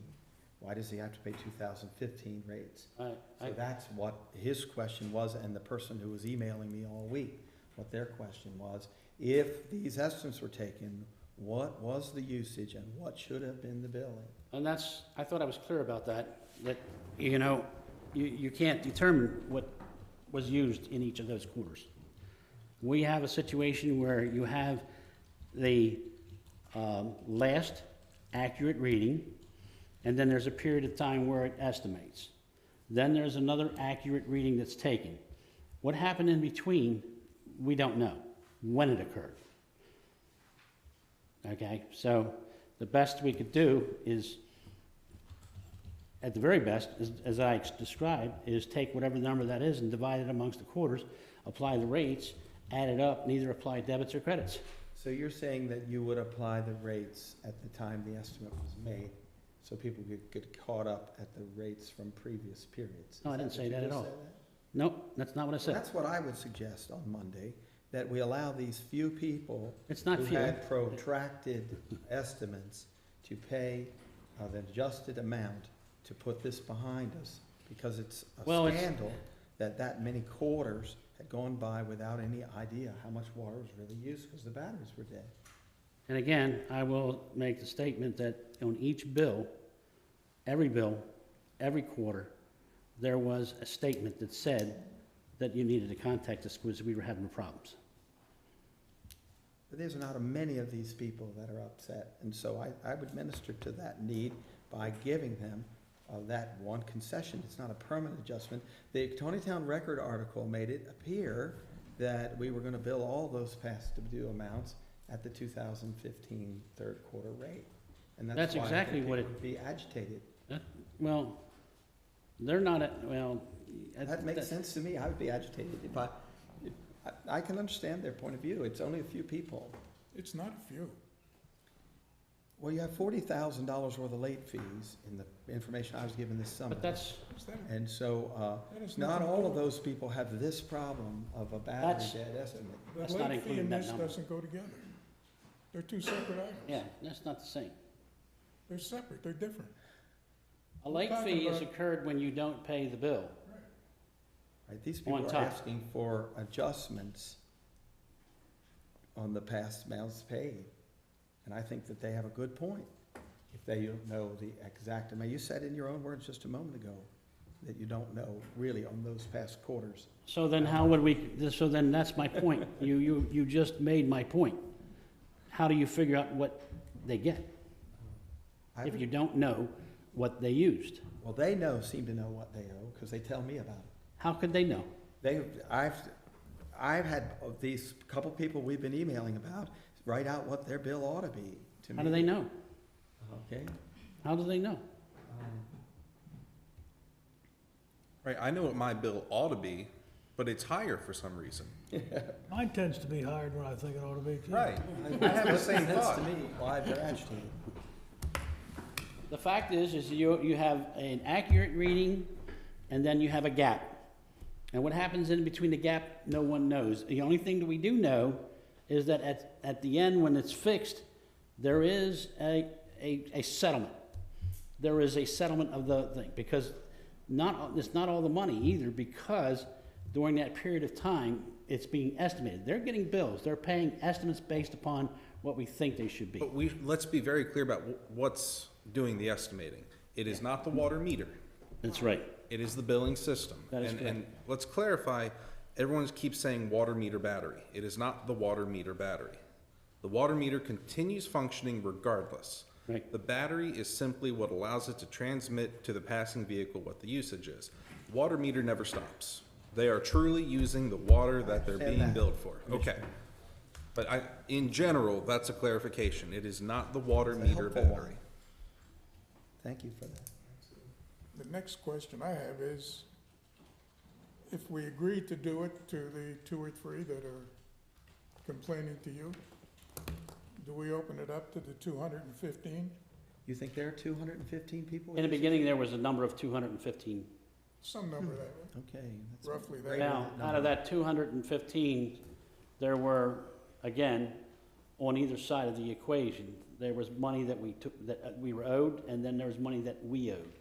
So we would That's the have to go problem. back to And- the people we've issued credit for and ask for money back. Right. There you go. If you put this out So fairly. you please one and take off the others. Right. And the rebates, we calculated at the 2015 rate. In both cases. Yeah. Right. Well, I'd just like to say It's a in lot of closing, work.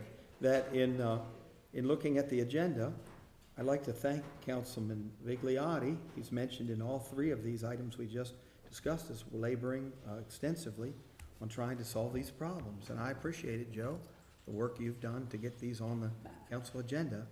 It says we're gonna discuss this starting at 8:45, and we've only been on it for 15 minutes, so It's a I think guess. Okay, come on, that's great. quit picking on the times, will you? No, y'all did. Be reasonable. Do we have to leave the times off So- now to? No, put the So- times on, because they're accurate. So forgetting about I that, made good where do we, estimates about that. Some days we leave at 10 after 8. forgetting about all of that, where do we sit on this? What I is? know. That's what I'm trying to find out. There's no way at this point to be uniform on a policy. The only thing that's uniform in policy is the one that we've stated that we're going to. The if you existing don't- policy. The existing policy. Right. If you haven't cleared up your debt by the 1st of July, you will incur the rates And the only, that are prevailing as of July 1. right, but the only fault I see in that is that they were not aware of that debt. Right. That's the only fault with it. And I'm not saying it's a problem with the policy, I'm just saying they were not necessarily aware of that particular debt. If they had, well, If they had looked at the bill and I saw know. that it said that, but that's expecting a lot. you know, they weren't aware of how much their debt was, Right. but they should have been aware When they had a message on the bill. Well, they had a problem. well, I hear you. Right. But though, it's not necessarily that they owed, that also we paid. I understand, right. So either way, it went either way. Chicken or the egg at this point, it really is. I mean, we paid out as high as $3,000. Right. And everyone that has any, that owes us on this particular issue, we have made payment arrangements with that has no interest to it. Right. They pick what they can afford to pay over the period of time. And we're not concerned about that at all, because should they sell the house, they're gonna go to settlement, we're gonna collect it all at one time. Right, So it's not like it's lost money, it's just pushed out in time. right. On the other hand, we gave money away as well. And we didn't make payment plans to pay that money out. We cut checks for $3,000. Right. But it's in your hands. Now, on Monday night, we'll take action to leave the policy the same, that is, rates are in effect at the new year, or we'll make a motion to make some type of adjustment. So be prepared to do that on Monday. All right, let's move on to procedure for review of monthly council packet. What further do we have on that? Can't find anything about that in my packet. I'm sorry? Is there anything about that in my Well, we've been packet? talking about it for the last 6 Yeah, I months. know. I move that It was given to you last month. that we dispense with this item. It You was a- can't make a motion. Yeah, no motion. Make a motion. You do that Monday. Well, I'm gonna do that Monday. This is Well- just came out of a unfortunate past event. Well, someone Shouldn't be be an prepared to action make a motion either pro or con, or pro and con Okay. for that, because it's time. Very good. Time we acted on this and got it off Well, the agenda. I'd like to see some changes, Jay, to the paper you made. Okay. I don't think we have to send it to all the members, okay? I think just an email to the city manager will take care of it, I agree with that. That's good. okay? And that pertains to, I guess, all three of them. And that's my only comment on them. I think otherwise it's good. Anybody It else have solves a anything? problem that appears to be sticking its head up in the last 6 months or so. And I think we've got to look at it. I've got one question for Henry. Do we have a group address for councilman? We have a what now? A group address? That you can send it out to everybody? Yeah. Oh, yeah, I do that, yes. Okay. I have a group, and that's done on an individual basis. In other words, I have one, and then you can make a group. You can make up your own groups. It's not like it's a standard thing. Yeah, but we could use yours if we had to, right? Well, It's a group yes, address, you period. can, you can, It's a and group address. It doesn't matter who you it's can from. make that public. Yeah. As long as you have a Taneytown email, you can have access to the Outlook, you can get to that. Did you receive my request for a Taneytown email? No? Yes, you did. Yes? Yes. Okay. Did it Okay. get done? Not yet, but that's just remind you of it. No, I think it's done, Oh, right? perhaps it is. I don't know. I thought my understanding was that it was being done. Well- Last I had heard about it, but It's all right. If it's being done, that's good news. Thank you for that. I thought for sure, now that you mention it, I think it's been done. But I can check. Anyway, All right. while I'm doing that, just the next item, real quickly, the IT policy. Dan told me today that he's had make a couple more changes to it. So we're gonna push that off to January. All right. How about campaign finance reform?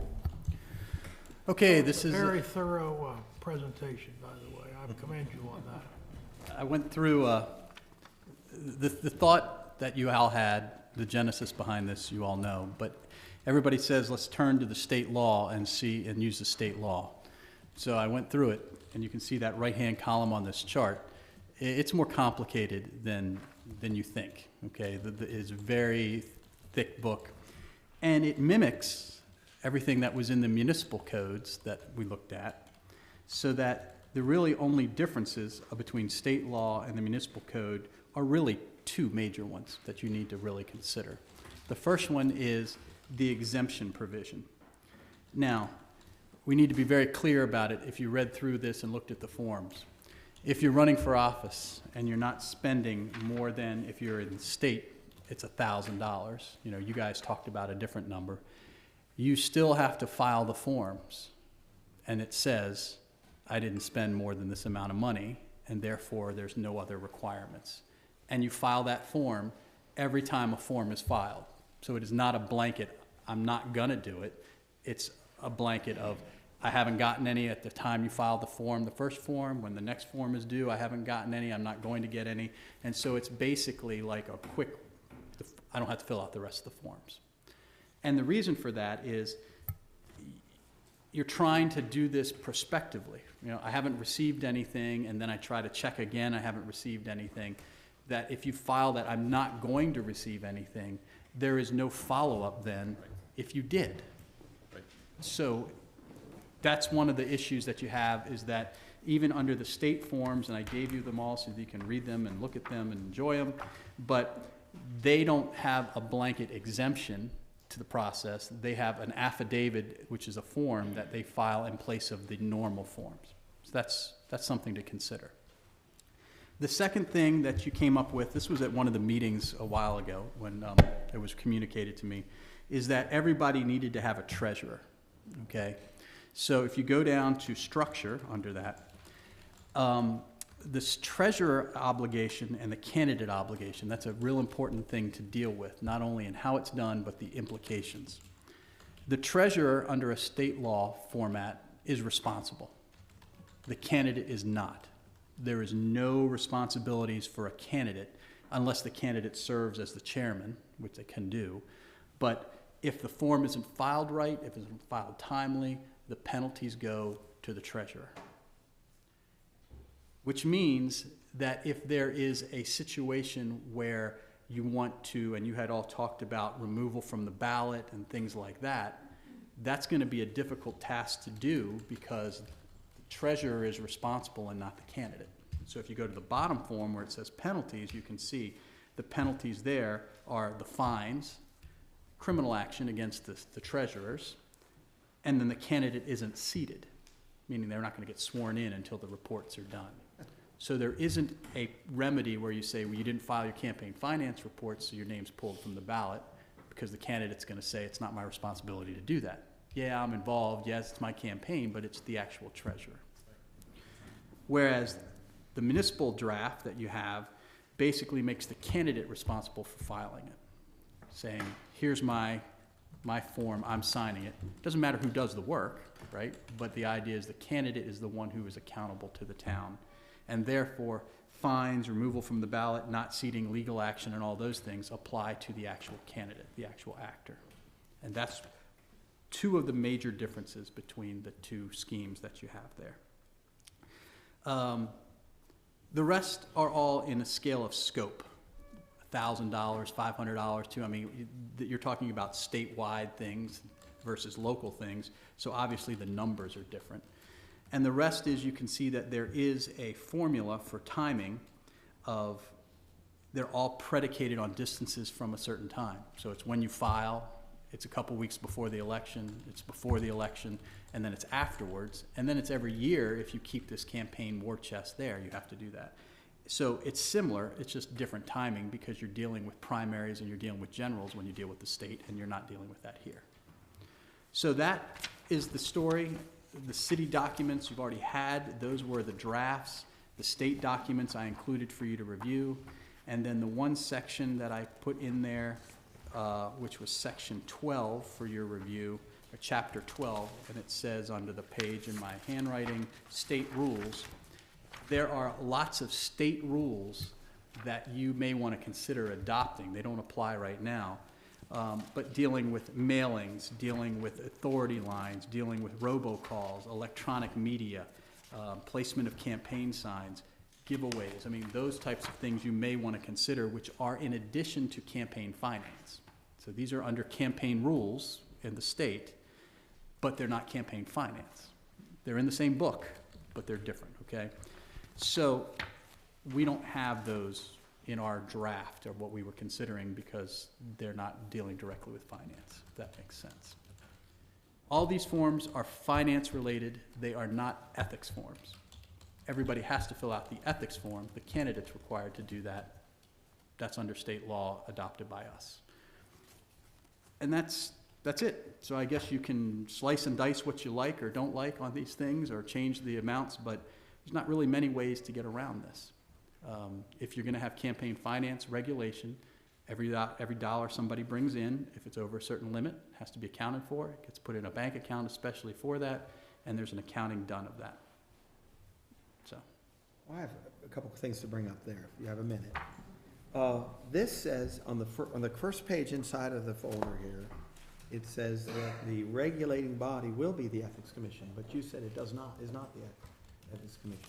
If somebody has a complaint that one of the long list of things, violations that you just described, had occurred, wouldn't it go to the Ethics Committee for? no, I said that Doesn't that what this says? No, what I said specifically was that the campaign finance forms are these, and these are not the ethics forms. I know they're not the ethics forms, but wouldn't violations, if we adopt this anytime soon, wouldn't the adjudicating body be the Ethics Commission like it says on your cover page? Yes, exactly, and I didn't say anything different. So this would empower the Ethics Commission to review all the findings of these requirements. Right. If I read this correctly. They're the governing body, Okay, wow. unless All you right. wanted to make it some other A couple governing things on the body. next page, if I can bring them up. I don't have any intent to, never had any intent to limit the reporting of amounts to $100. I had mentioned to you years ago, it was $300, and you told us earlier that the state has $1,000. So on the third page in, I don't want any papers being acted on, like it says here on the third page, with $100 or more. I would suggest in a motion Monday to move that to $1,000. I know I talked to Jackie Jones about this when she was here. She'd spent a beautiful, there's a wonderful handout you can put out on a large card from the post office. Mrs. Hess told me about it when I filed for office, and she did that and sent it to every post office box, and that to mail to every post office box, about $700. I think that's reasonable amounts of speech for a person to send out a single palm card. So $100 is the wrong number to have to do 7 reports. On this page I'm discussing with you, which is the third page in that I was given, there are 7 reports due during the candidacy, including an after report and an annual report, which would make an 8th report. I think that's far too many reports to the Ethics Commission, and they're onerous to candidacies. It's difficult. We have very few people. I said earlier that in many towns, the people who ran for office were unopposed because of the difficulty of running for public office, the difficulty of facing the press, the difficulty of disclosures for ethics. And now we're going to enact disclosures, 7 or 8 reports during the campaign period. I'm opposed to that. That's onerous. I believe in a democracy where people can seek office that are not sophisticated. Average citizens should run for the city council, not just wealthy people. I don't think this has anything to do with wealth. 7 or 8 reports during a single Yeah, campaign. the ability to fill out a filed report with the doesn't Ethics determine your Commission, and wealth. That doesn't upset you? No, what I'm saying is the ability to fill out a report doesn't determine your wealth. It certainly does. Yeah. You've never apparently done much of this, but I've done a lot of it. I ran for House of Delegates in 1994, and I know all about filing these reports. They take a lot of time, and we are responsible, and we can get in trouble if a treasurer makes a mistake. But to deal with, Amendments need to be filed let's with deal with accuracies. There's 5 reports. It says here, first report has to be done on the day of filing. You have to have a bank account when you file for office. I'm not in favor of that. If you go to the summary page, which is where all the facts Well, are, I'm looking at these actual pages that may be voted in on Monday, and I think those are they're the forms that have to be adopted by the Ethics Commission. So the law that we're talking about isn't even in front of you because you wanted a summary last time. It says city forms draft. That's what, look at this. It says city forms draft. Right, Okay. and those are going to be adopted by the Ethics Commission, as I just said. You all are gonna do Not the, empower the Ethics Commission to have that amount of authority over potential candidates. if you go to the first page, under timing, and you see where you have to file, there are 5 reports. The last day that you file, that's the first one, 29 days before the election, 15 days, 8 days, and that's it before the election, and then the last day of the month after the election. And then if there's no more money, you're okay, but if there's money, you have to file annually at the end of every year, if you keep money in this campaign account. And that is identical, except for the timing, to what's under the state law. So if you go to the column right there, you have to do the 4th Tuesday before the primary, the 2nd Friday before the primary, the 4th Friday before the general. We're the glad second- Mr. O'Malley was defeated as the governor and his assistant, Mr. Brown. We do not want to harass people who run for office. Well, this is state law. I mean, this is what you all said you wanted to adopt when we I were don't last want to meeting here. adopt it. You said you all wanted to adopt state law. I called it the Incumbency Protection Act, and I was troubled that you brought a proposal from Gaithersburg, if you recall, as a model. That's not what we want to do. We want average citizens to be able to run. Well, what would you for have? offices. That's why I put it out here, and I throw it out to the whole council to tell me, you wanted the state law. I've given you what that is. I did Now, not. all that you have to do is make recommendations to change the motion, if anybody makes Well, I it. hope I can persuade you and if- all and if- that this would be If the difficult. council accepts your motions, it'll pass. If they don't accept your motions, it'll be rejected. Let me persuade you to spend less than $250 for your election, and then everybody can run. The Supreme Court has clearly said expenditures are speech. This is Well, unconstitutional to limit But speech. you know what you've No, it's done? not. You know what you've done? The last 2 elections, okay? You have spent No. more than any individual No. has spent, and I'll guess the last 10 years. But I don't have much money, Okay. but I You just, don't have much money, but how about these so-called Republican clubs contributing to it? well, I'm Well, concerned that's what about we're that. trying to That's stop. another question that has come to my attention, we're trying to Mr. Mayor, if talk I can have a minute to bring it up. On the cover summary page, which Attorney Gullo asked us to look at, what does it mean when it says political committees? Does it mean a Republican club? Yes. Taneytown Republican Women's Club have to give their books to the city government? Nobody has to give their books to the city government, but if they raise money The to Ethics support, Commission of the city government. they don't have to raise it to the Ethics Commission either. If they raise money to support political candidates for the city That's what and they make do, that's why they contributions, exist. if they use it for I city don't believe that's elections, State law, I think you've given us bad legal advice. This is not the state law, clubs are exempt up to. okay, on Monday, you bring your state law, I'll have mine, and we'll see which is the difference. Clubs have always existed and they have the ability to raise funds for elections. And if they make contributions to city elections under the city law, they would have to fill out If the you adopt an thing. onerous code, they will indeed have to, and this would be a dark day. But I'll be waiting for your good law on Monday then.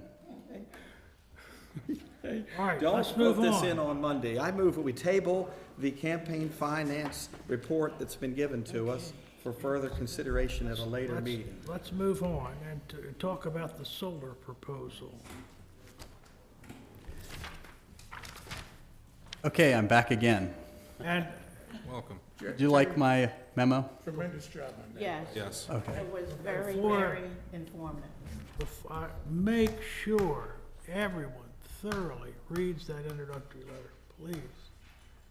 Wonderfully written. Thank you. So, summarizing, you got the memo of what the things you should be thinking about with a solar facility, and you have a proposal, the PPA, everybody knows what that is, and you have a lot of highlights. And the bottom line is, in my opinion, of reviewing this, is that it doesn't contain any business provisions, okay? I looked at it for the legal things, right, to say all the words are there. But for you all to examine this of whether you should do this proposal or not, it doesn't contain any numbers at all. So you don't know what the rates they're promising are. You don't know what the lease terms are promising are. You don't know what the buyout provisions are. This would be like going to buy a car or lease a car and them giving you the standard lease, but not having any terms about the car that you wanted to buy. So I don't know how you make a decision, and I certainly can't evaluate a decision for you. Aside from the numbers, which is the business side you have to deal with, there are several documents that are critical. One is the lease document. Again, they all need to be negotiated, but the lease document is what's going to cover the land. Remember, these arrays are gonna go on land that we own, they're not gonna own it. It's a 20-year lease, 25-year lease. It's gonna talk about all the important stuff, like the rental rates, the liability conditions, how they operate, who maintains the land, who mows, I mean, you name it, it's in there. So a lot of these things are just missing. And so, I mean, it's just simply, if this were a homework assignment, you just turn it back and say it's incomplete. But the issue that you should be thinking about is the global issues that I talked about, like in the concept background, about this whole concept of solar. And I mean, I'm not trying to sell you one way or the other, but there are experts out there that you would want to talk to, because as I said, you are not really dealing with power. Anybody thinks you're dealing with solar power, it's not. This is simply a mechanism, a financing mechanism to hedge basically a commodity play on energy. And you're hoping that the rate they're going to charge you in this financing instrument over 20 years will increase less than the cost of power will over that same period of time. And you'd have to figure out what the cost of power would be. And the problem that you have, that you need to dig down, and you don't have the numbers to do it, is that if it was a mortgage or a lease or anything, I can make the first year's payment low. I can make the second year's payment low. I can beat your number in the early years, as long as in the out years, I increase that. So the problem is it is not usually a straight line is how you would dealing with everything, but you could artificially affect that. So you could say, wow, our electric rates could be really low in the first 2 years, realizing that in the last years, you're gonna have escalators to collect the difference. And in the last years are when it's more difficult for you to figure out what the power price would be. There are experts out there. I know people that you could talk to, you know, that you could have come in. But the one of the thing that you deal with is when you went to your sustainability thing, the people you're going to talk to get this information are the government agencies that want you to do it and the companies that are selling it. So you don't get somebody who's in the industry that says, I don't care whether you do this or not, here's the reality of energy. And I gave you some examples about energy. If we could predict the energy prices, we should all be going home and investing in it ourselves. But when you have natural gas that is tanked out at this point in time, a federal mandate that all coal power plants have to convert from coal to natural gas, and there's plenty of natural gas, that might mean it's never going to go lower, but it may not go up as high as we think. You have oil production that's almost self-sufficient, and now you have the European, Asian market open because of the Iranian deal. So those types of global issues, someone needs to figure out whether or not that affects power.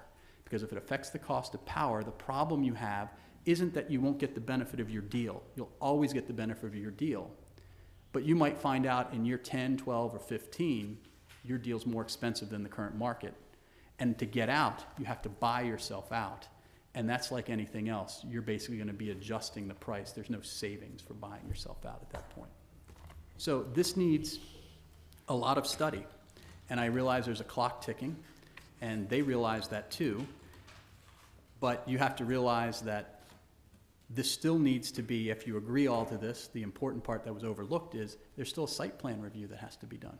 The bricks and mortar have to go before the planning commission. You got to look at all the things that are related to that. And that is a several-month process in and of itself. And they want to be connected to the grid before the end of the year in order to get the bonus depreciation, which does expire unless it's October, extended. right? Expired December 31st. Oh, December. Now, okay. it expired in 2014, and they re-upped it till 2016. And your guess is as good as mine. You might as well predict energy as to what Congress will do at 2016. But I can't urge you enough to exercise caution in going down this road. And the example I gave you is, aside from borrowing money, which you've done on a regular basis and is pretty routine, you have not made any long-term commitments for the city that would be as long as this proposal. And so you really need to get some more information.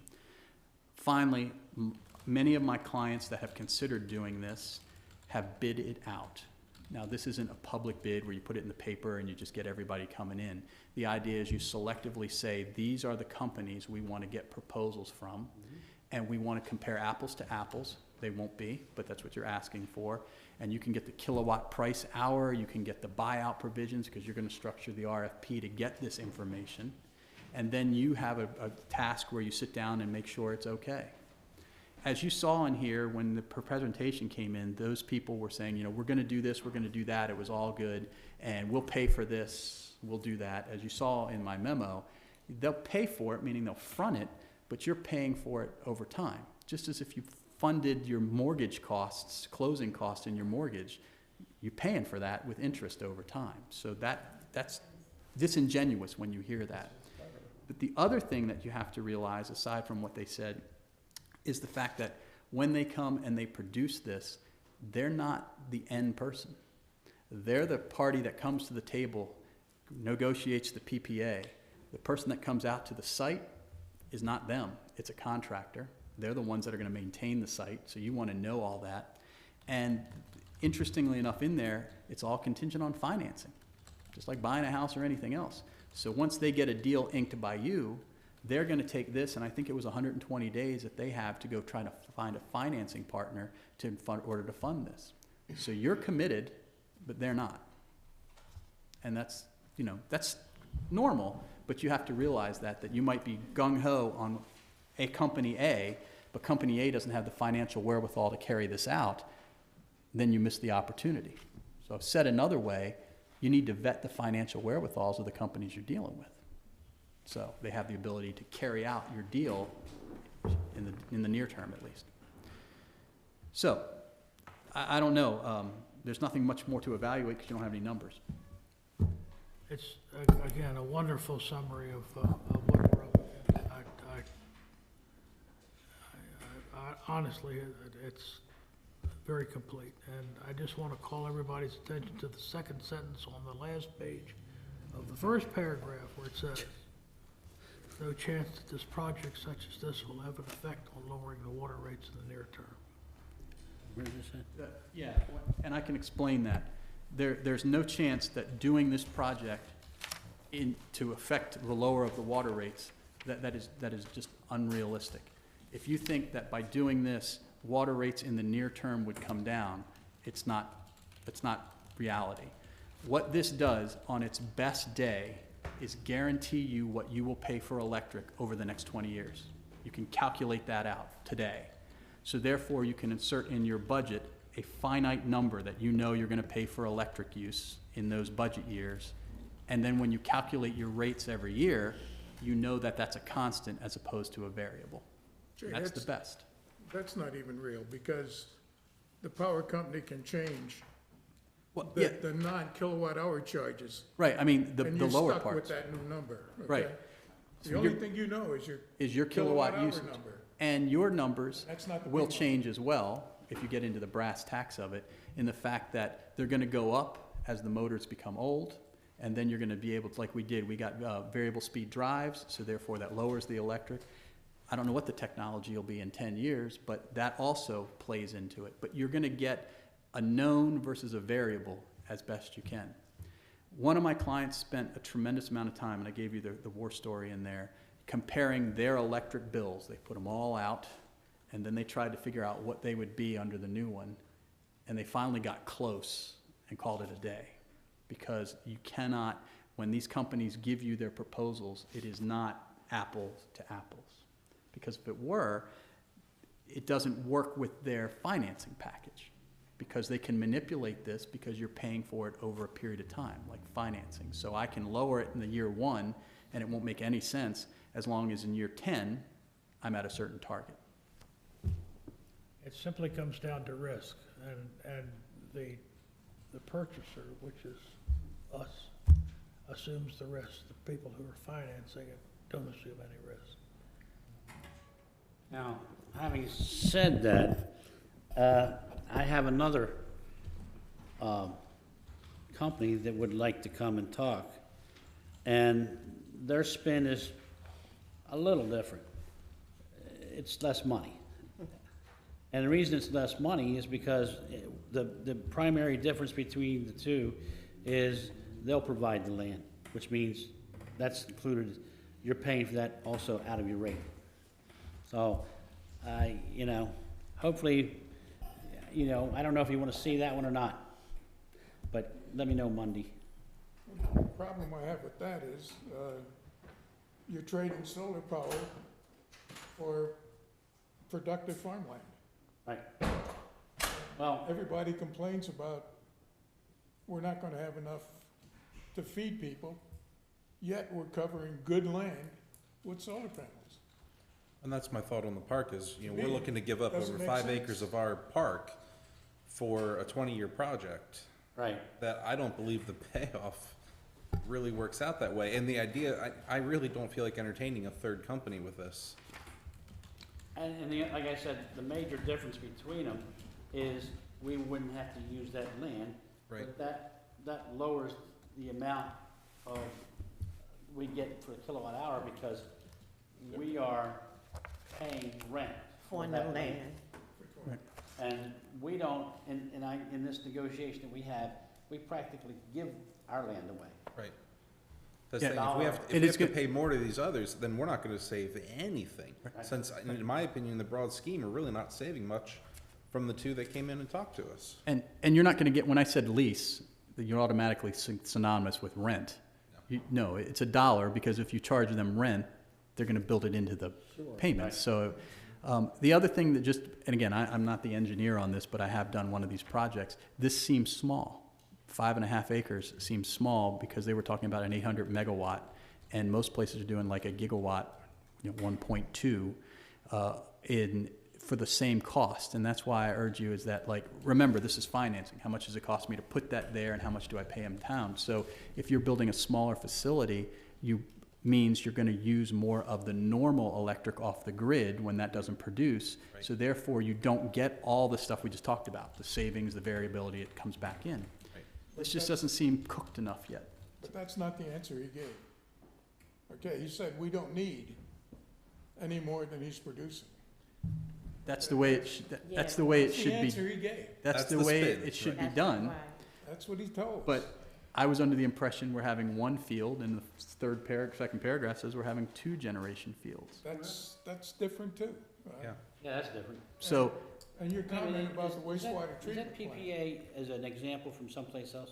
Or is that, that's the one that they gave you. yeah, that's not That's ours. urban. I'm sorry, that's somebody else's. That was urban, wasn't it? Well, Urban gave it to us, which I assumed was Yeah, their but no, draft. what I'm saying is that PPA is an example from some other municipality, like Gaithersburg. So we don't really have any So we documents have no for us. information at all, All we've got except for their word standing here. This got is the just a sheet. sample of what Well, it kind of looked like. I have never been waving a flag for this thing. I've been pretty skeptical. In fact, I got to the point of calling somebody a snake oil salesman at the sustainability conference, but it's a nice thing to think about, but let's not get blinded by the glitz of and the romance of a solar system. We gotta make sure that we're doing the right thing. And again, the summary that's been laid out before us is a great service to us, because we don't have the ability to make these decisions on our own. This is the kind of stuff that we rely on our staff for, so thank you, Jay. And I think if we're gonna do this right, then we ought to ask anybody that wants to make a proposal to make that proposal based on no government subsidy. Okay, assume it ends, Yeah. They, and that any proposal we get, so that we don't have to rush and make a decision in 2 months or a You- month and a half. you can ask that, but I was gonna say. that's the only Won't thing that get a makes this viable. I talked to them. That's what I want Right, them I to say. mean, that's it, okay? right. I mhm. talked to them. That should be, that should be your answer right there. It is. I have talked to them. As a matter of fact, at the sustainability thing, Mhm. it was kind of like a repeat, because the guy that gave us a presentation was the guy that gave the presentation there. But, I talked to, several of them extensively. They're not interested beyond December December 2016 doing anything, because they don't make any money after that. Well, then we're not interested in rushing to go into something bad, Right. just so they can make money. And anything that you see beyond that is gonna be it's gonna require a whole different structure. I mean, agreement structure, power structure, everything's gonna be different. They gotta finance. And that is, that's the timing. I mean, forget all the glitz and glam. Let's just go back to timing, and this is a project based on time. They need approvals in advance because they're not gonna start construction in October or August or September and hope they get everything put together and get the interconnection, because the interconnection is not in their control, that's in the grid's control. So if they miss that, they've already spent all the money, all the installation, everything's on the ground, and they're done. I mean, that would be a complete loss for them. That's why they gave you a March date, because they want to make sure they have approvals to get it done. You couldn't meet March if we had something in front of us today and you wanted to, because the site design's gonna take 2 or 3 months. I mean, you'd be lucky if you got something through the planning commission in the middle of the summer, even expedited, so. I told you, I mentioned it before, that the solar grid where the kids go to high school up in Pennsylvania, it took them better than a year to go online from the time they finished construction. And that's the kind of thing I've heard from one of the municipalities on the Eastern Shore, is after they got done, they didn't receive any real benefits for quite a long time because of having to match the accounts. And if that's what you're talking No, about. they couldn't even go online. Oh, well, They had it took over a year to troubleshoot it and get it up and running.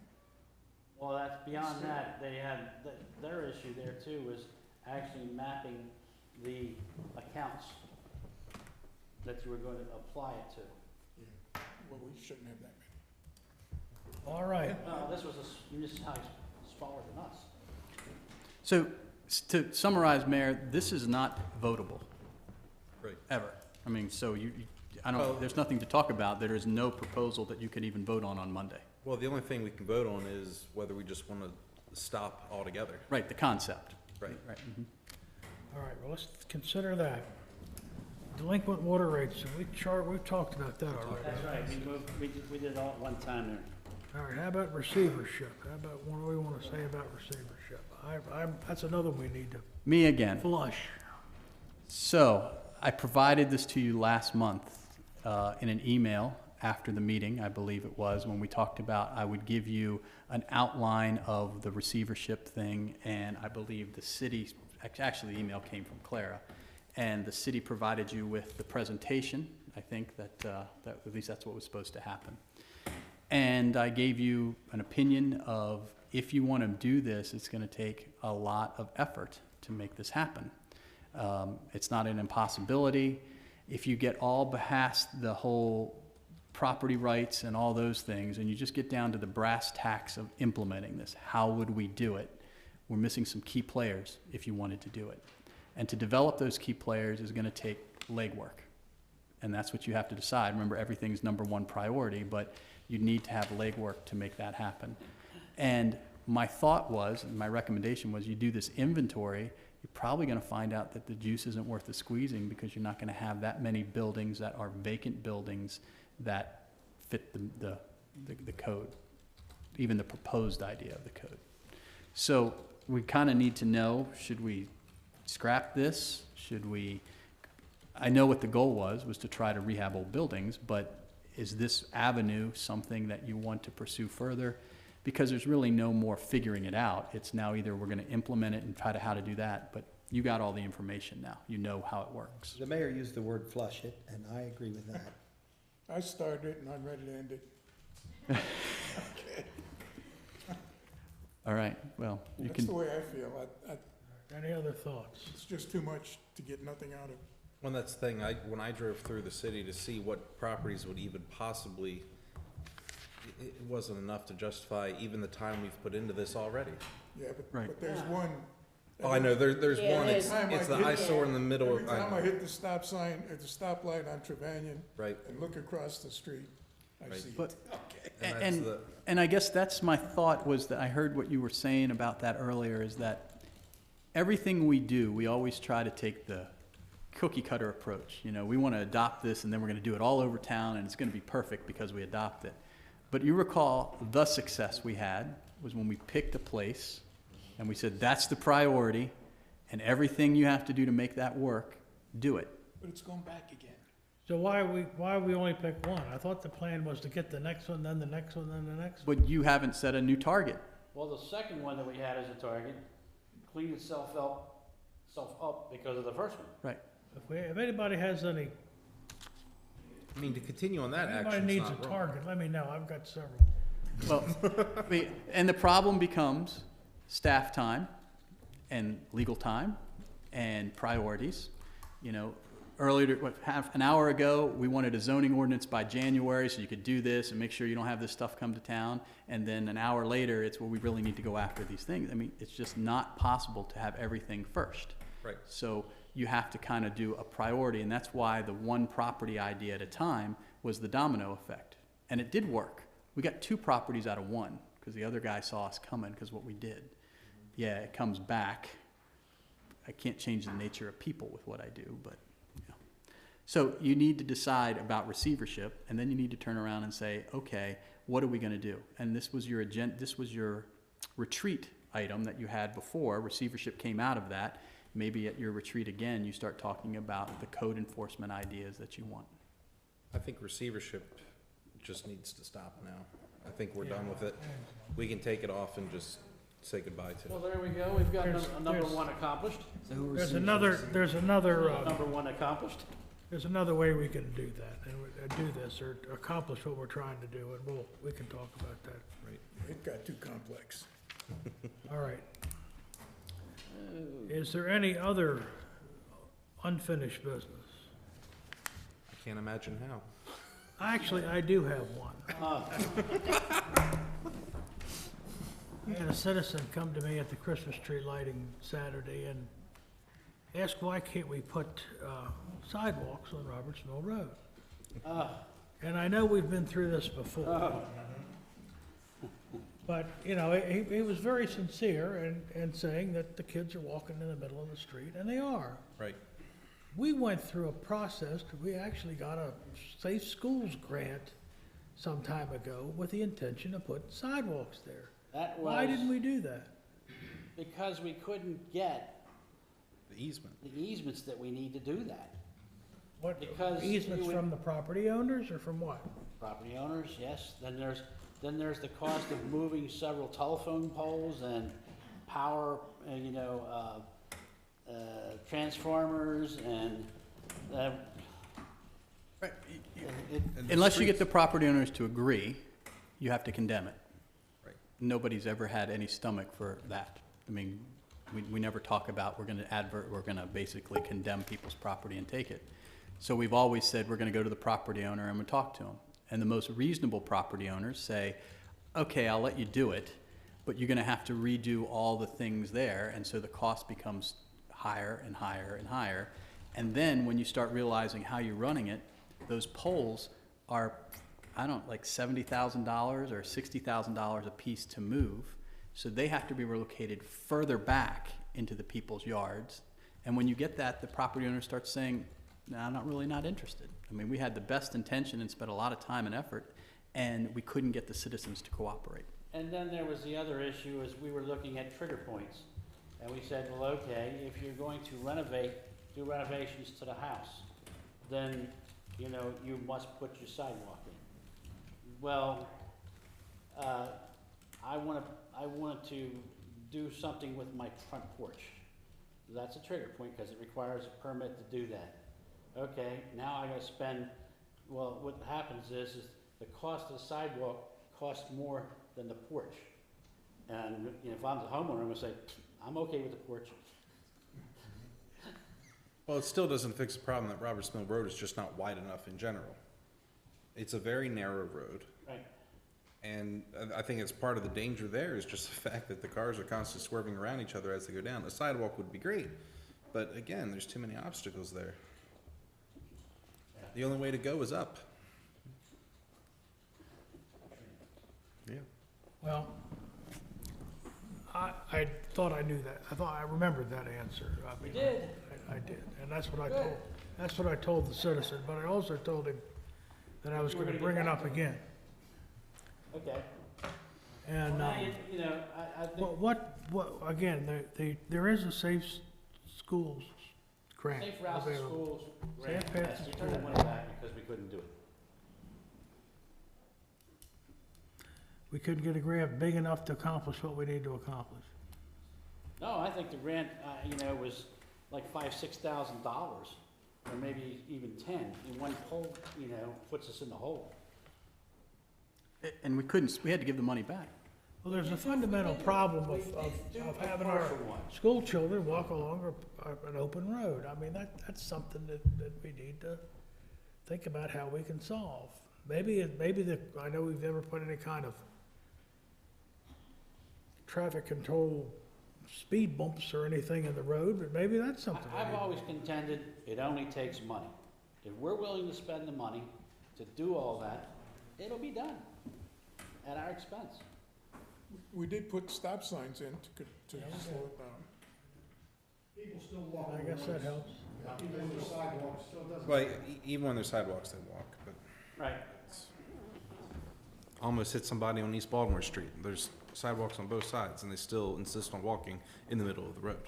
Well, All right, well, I brought it up. Just a comment on that, you really tend to find people who like to do running. They don't like to run on sidewalks, they like to run in the streets, Right. All right, let's move on to new business. right? Right. First item, Why is that, Jay? first item is the monthly financial report. Do you have anyone have anything on the monthly financial report they'd like to discuss? That hadn't been discussed? Hearing nothing, we'll move into the accounts payable. Anyone have anything on the accounts payable they'd like to discuss that hasn't been discussed? Hearing nothing, we'll move on. Provisional stay of enforcement. That's a proposal that's come to us through Councilman Wance and the Planning and Zoning Commission. Do you want to take the lead on that, Brad? Provisional stay of enforcement. It seems like an odd thing. You don't see it very often, but I'm going to explain to you exactly what we're trying to do here. This comes out of meetings that were had with downtown business owners and property owners who would love to display their merchandise outside of their store, on the sidewalk. And right now, the way our code is written, they cannot do it. Many find that too restrictive. There's other municipalities where they're allowed to do it, whether it's certain times of the year or with a permit or however it is. So they came to the city looking to see if there was something we could do. Now, the one way we can do this is just say, we're going to allow it, codify it. It'll take how many months to do a text amendment to do so. And we're stuck with it. If we hate it, we need to take it back out again, which is another text amendment. With this, it gives us a little flexibility. A provisional stay of enforcement is basically the council directing our zoning administrator to not enforce that particular code. And what he's going to, not necessarily enforce, but encourage instead, is the list of things that you see here. Saying if you want to display outside for the provisional period, get a complimentary permit, and follow these rough guidelines. This will be for a maximum of 9 months. At any point during that, we can say this isn't working and end it. Zoning administrator can come to us and say, this is really getting out of hand, we need to put a stop to it, and we can end it. The thing about 9 months, why that was chosen as the magic number, is basically we can see what's going to happen in each season. Right now, this is going to get them, it could happen in time for the Christmas season. So they can have things out on the sidewalk for Christmas. That's their big retail. It's a little late in the season for it, but they would get it. We can see in the winter, in the spring, in the summer, and getting into the fall, exactly what they would do for their outdoor displays. So that's the idea. You have a list of, general restrictions that we would offer. The zoning administrator would be the one to basically enforce this. He would go to them and say, this is what we're allowing. And he will go through and essentially police. These are not into code. They're not necessarily enforceable. But at the same time, these are things that were agreed on by these property owners and business owners. So there is a consensus that this is beneficial to them. Mr. Mayor, can I address that? Can I ask Mr. Wyprick to get me a copy of the code that forbids these sidewalk sales? Oh, yeah, it's, Future date? well, I don't have that. Councilman, See that? Councilman, it's right here on the page, actually. Where is it there? Under background, it gives subsection 20519B1. This is under new business. That's correct. It should be the final page. Keep Final going. page in the Yep, book. final page in new business. Yeah, I've not read that. Okay. So, Visual study of state enforcement. so for everyone to hear, what it is under the downtown business zone, which is what we're in here. It extends from near the old sheet store and goes all the way down West Baltimore Street. I'm not sure exactly how long. To the church, okay. To Church Street, excuse me. And in our code, it describes downtown business as retail businesses involving the sale of merchandise and/or services located entirely within a building. And it's those last couple words that it can be taken vaguely or it can be taken very specifically. And what it's come down to is the zoning administrator has been forced to take it very literal, mainly because it would get out of hand. Everyone says, well, that doesn't mean that. Well, it has to mean that until we say otherwise. And that's what we need to work on here, is if we want to allow it, we need to figure out how to say otherwise. And this gives us a provisional time to allow it to happen. I just would, on Monday, make a motion to remove those words from the actual code and not do anything provisional. I agree with you, that is a problem. Right, but what I'm trying to avoid is exactly what you're asking for. Because, I A, don't agree with not allowing drive-ins, and I don't agree with not allowing sidewalk sales.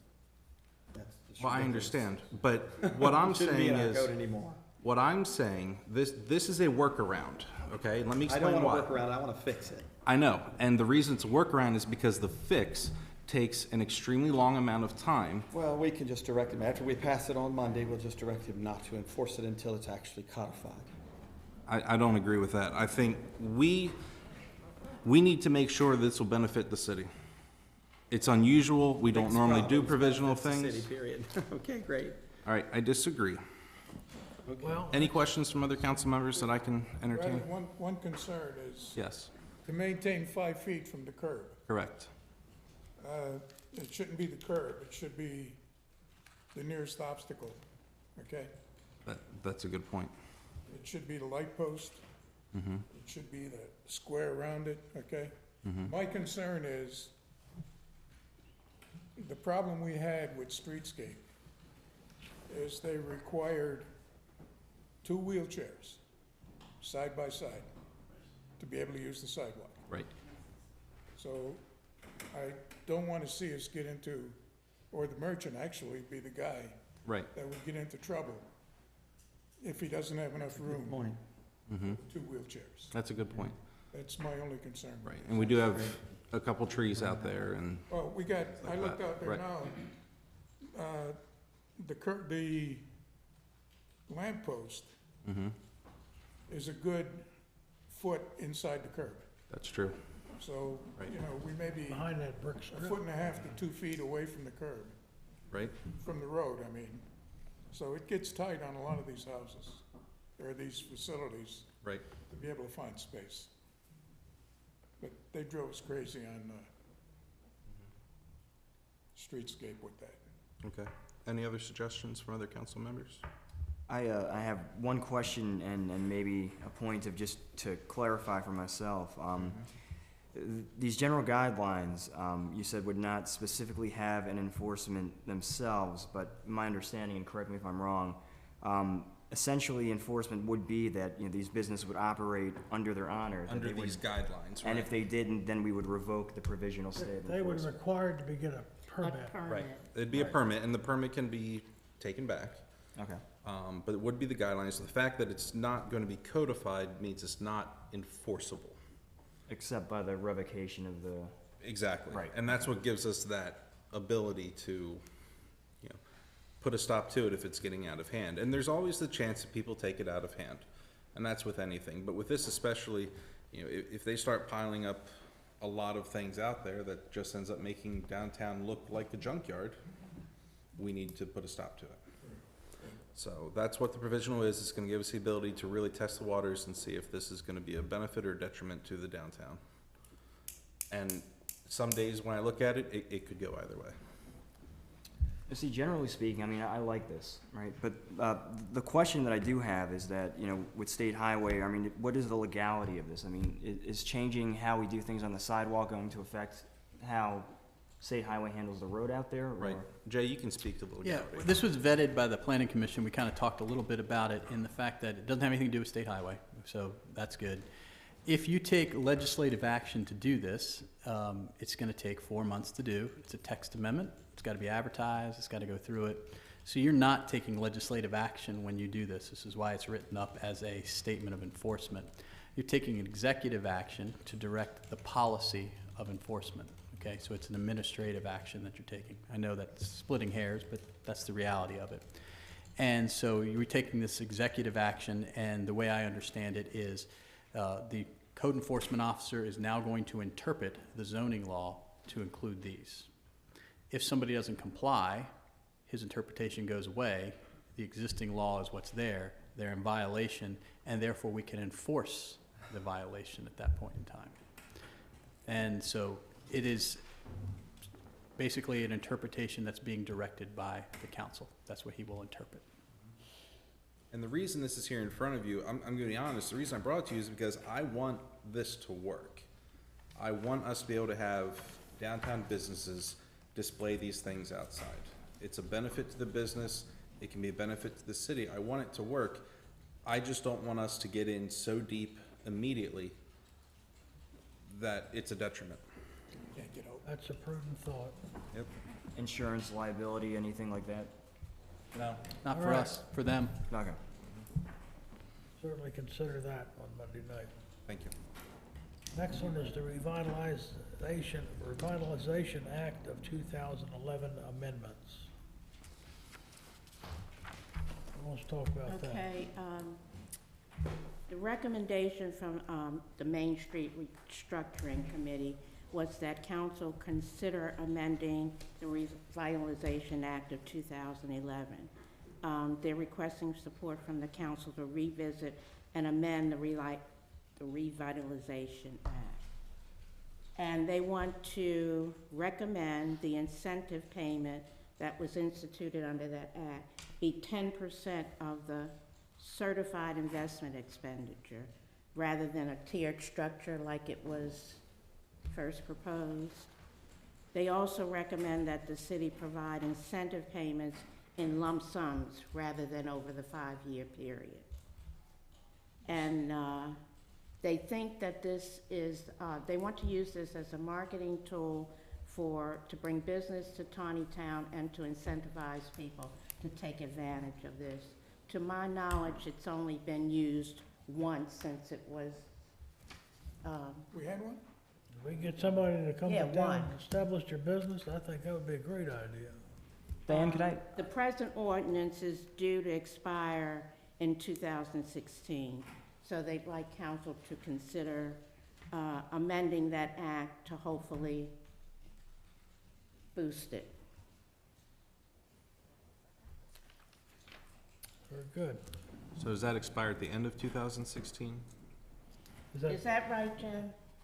or the fiscal year 2016? Fiscal year? Okay, so they do want it extended as well. Okay. Diane, could I ask you just to repeat the part about the 10%, about the incentive payments? They want the incentive payment to be 10% of the certified investment expenditure. And they want In other that all words- at once instead of the And they want it 2%. all, yeah, Right. and they would like it paid in one lump sum rather than over a 5-year period, like it's presently constructed to do. Thank you. Is that something we could get an email on or maybe included in our next month's packet, just to refresh our Revitalization Act? Oh, you amendment want the rules? actual act that we did in Look 11? at it. Okay. All right. What other new business do we have to come before the group I'd tonight? like to bring up a matter. We received a copy of of a letter that was sent to the Maryland Cannabis Commission. And here's a copy of it, and I'll make it available to anyone who wants to see it. That is written on old letterhead. And Clara's name, the date is taped over Clara's name. It doesn't have my name on it as a councilman. And this letter is a fraudulent letter because it doesn't represent the current council. I'm opposed to bringing a growing facility, and I've had to go out of my way to make the Cannabis Commission aware of it. And this is the letter I wanted revoked, because it's, I want to know who wrote the letter. Why is it, Claire would never, I don't think, type the date over that. I want to know who wrote this letter to the Maryland Cannabis Commission on September 30th. My signature's on there. I know, it's your letter. Did you write this letter? Did you type that letter? Because Claire's very careful. She would never type the date over top of that. I'm appalled that they would use old stationery. Why was old stationery used to correspond with the state agency? It was probably an accident, and somebody had some of it left over. I mean, you know, every time somebody changes on that, it has to be changed. So we all have some, you know. Well, it says, the first sentence says, I'm writing this letter on behalf of the mayor, city council. Well, it doesn't represent me. Well, that's because you. My name's not even on there. Because you opted not to show up for the meeting when we voted I on it. didn't opt not to do it. I told you about why. I'm in graduate school. Y'all are idiots. I'm in graduate school. Okay. Okay, you could be kind. Don, At did you know Christmas. you were gonna go to graduate for the school date when of you the joined, when you ran for council? I did. You did? Yeah, I'm gonna get a Oh, PhD okay. too. So you like made the Grandma Moses. choice to go to school rather than come to the council? No, meeting. I did not. You did not? No, I did not. I Y'all thought made you a choice did. to be rude. That's what y'all made the choice to do. No, the fact is that that this letter is a fraudulent letter sent to the Maryland Cannabis Commission because it doesn't represent the opinions of the council. Other new business. I can always put it on a new letterhead. If I can respond to that, Jay, does the letterhead speak to the Yeah, credit of? I mean, what we tried to do when it says, the first line that you said was on behalf of the mayor and city council, is you all took a vote and majority rules, and so the letter went out regardless of the letterhead. It could have been on blank stationery for that matter. It's not accurate, but it certainly isn't fraudulent. Fraudulent implies that there was a knowing knowledge to try to That's what I believe has happened. But The letter, Wow. brass letderhead was used on purpose. That's an I'd rather outrageous have your statement. name on that. No, it's not. That is I'm an gonna make a outrageous motion, statement. I'm gonna make some motions on Monday about that fraudulent letter being sent to a state agency. I think it's appalling. Also, I wanted to mention that, the Red Door Boutique opened across the street from No Anchovies Pizza, and I'd encourage people to go there. It's a wonderful Christmas shop. I'm very saddened to see the Peebles Department Store going out of business, but there's a great replacement at the Red Door Boutique. And I also want to mention to the public that on the next Wednesday is our Rex and Parks meeting on the 16th, and the public is invited. Those meetings start at 6:30. I was gonna hold council reports till Then I make a Monday motion to because adjourn of the the, meeting, because lateness it's of past the the 9:30 meeting. time we ought to meet. but, we ate up that 20 minutes and then some. Mayor, I, you have a motion. I'm sorry, did you, I don't have a second yet. We did you don't, make a motion to do what? It's he made a 5, 7 motion o'clock to in the evening. adjourn. You made a motion to what? During the meeting. I'll second During the that. meeting. I'll second that. And you seconded it. Is there any discussion? We haven't heard anything from the community. No, we have a motion on the floor to adjourn. Well, there's a motion I on the agree floor to with Councilman adjourn. Vigliotti that before we adjourn, we ought to hear comments from the Yeah, but public. there's a motion on the table. I consider that a friendly amendment. We've got to vote on the amendment. No, There's I a consider- motion I to consider- adjourn the meeting. No, I Councilman said a Frazier friendly made a amendment was to motion. delay the motion from Joe Vigliotti and that the public could be recognized before we adjourn. I consider that a friendly amendment. Parliamentarian, what say ye? a motion to adjourn is its own amendment. It's a privileged motion. It requires a second, which you had. It's not debatable, it's not amendable, and it's adoptable by a majority vote. So you vote. That's the only way you get out. All those in favor of adjourning, say aye. Aye. Those opposed? No. Aye. Let's see hands. It Those was in favor? Zambetti and I in favor. It was the other three opposed. So we are not adjourned. We're not adjourned. Very good. Okay, thank you very much. All right, I'm going to entertain very brief comments from the community tonight because it is so late.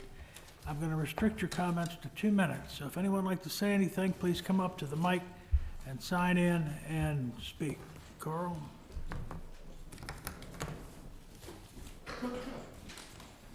Carl E. Ball. I've got a couple things I'd like to say, but I will keep it short. Number one, I don't want to ever hear anyone complaining about what we pay Jay again. Look at the time. And look at the extra amount of work that we put in his court tonight. He ought to be doubling your fees from here on out. Don't give him that suggestion. The next thing, I saw the paper lady coming down the street one day last week, walking her little dog, and I thought I would get something in my front door, but of course, my door always gets overlooked. However, before the paper lady had walked back up the street, I had a copy of it. And I suppose you've all seen this. And if it was a Sunday morning paper, it would be funny. But it's not. This makes us look like a bunch of real yo-yos.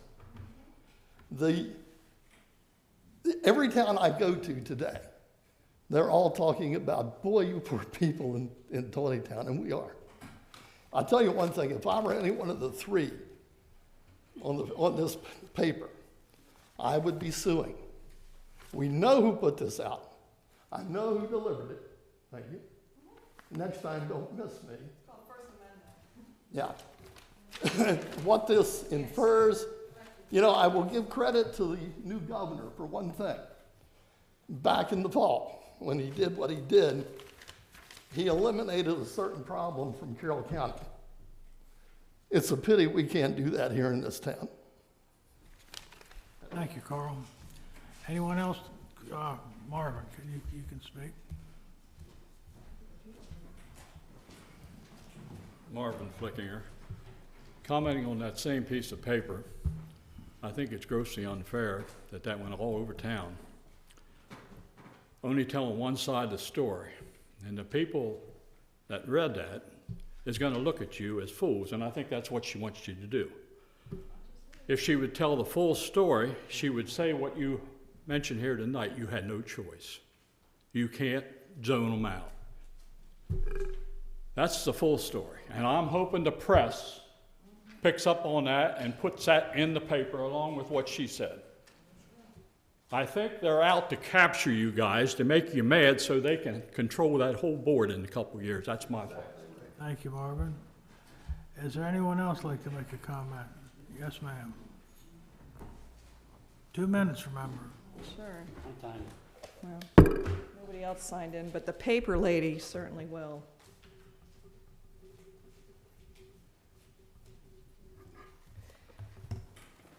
Good evening and Merry Christmas to everybody. My name is Catherine Adelaide. I reside at 9 Cortlandt Street, also known as the paper lady, I guess. I thought it was my First Amendment right to free speech. I am coordinating a citizens group called No Cannabis in Carroll. I have over 60 interested citizens, but that's because most of the citizens didn't know, because the closed meeting wasn't properly closed in an open session so that anybody would have known about it. And I believe that's an open meetings violation. Okay, so my first comment is, this is a work session. I appreciate very much, Diane Foster, that you took the third vote. This is a work session. When I came here on a Monday night, I was told to come on a Wednesday night. When I put an agenda item in for the Wednesday, it didn't appear, and the purpose of the Open Meetings Act is to have proper notice so that citizens can show up and at least observe the council deliberations and what's going on. In this agenda, to bury this pot issue under the legal report and have such a major discussion on it, which I was glad to hear, but the citizens had a right to know that the pot issue would be discussed tonight. I can't fund the whole thing myself. That's what the city is for. So I have a problem with that. I'm glad that it was discussed, and I'm glad that there's some foresight into what is coming down the road. I was very glad to hear that. I do need to make a couple of corrections. But anyway, I think it would be wise on work sessions, if you want citizens to participate in your government and show up at these meetings, we're all busy, like you are, you need to, when the item's being discussed, is take a few minutes to let the citizens speak. Watch out. Thank you, Catherine, for your comments. Anyone else like It's to? 109 Yes, sir. dispensaries. That was 2 minutes? That was 2 minutes. I was timing you. The rest in writing. Yes, sir. Paul Chamberlain, 20 Monoxy. Yeah, one thing I would just like to ask you to reconsider as far as campaign finance reform. You know, I just think that you're going to be hurting people in the long run. So I just request that you take a hard really think that through before you vote on it Monday night. And as far as, I appreciate what you're doing, Mr. Wance, as far as with the businesses and allowing them to display things outside. But I think that the town has restricted these businesses for so long, but yet they allow certain entities in town to put sidewalk signs here on the corners, and there is not enough room for 2 wheelchairs to get by through those. So, and again, and then on this, the cannabis thing, I just think that that's something that's wrong for the town. There were plenty of other businesses that were not welcome in town that could have brought a lot of jobs, and I don't think that's the right thing if there's any way that could be restricted as well. Thank you. Thank you, Paul. Good to see you again. Anyone else have to make a comment? Robert?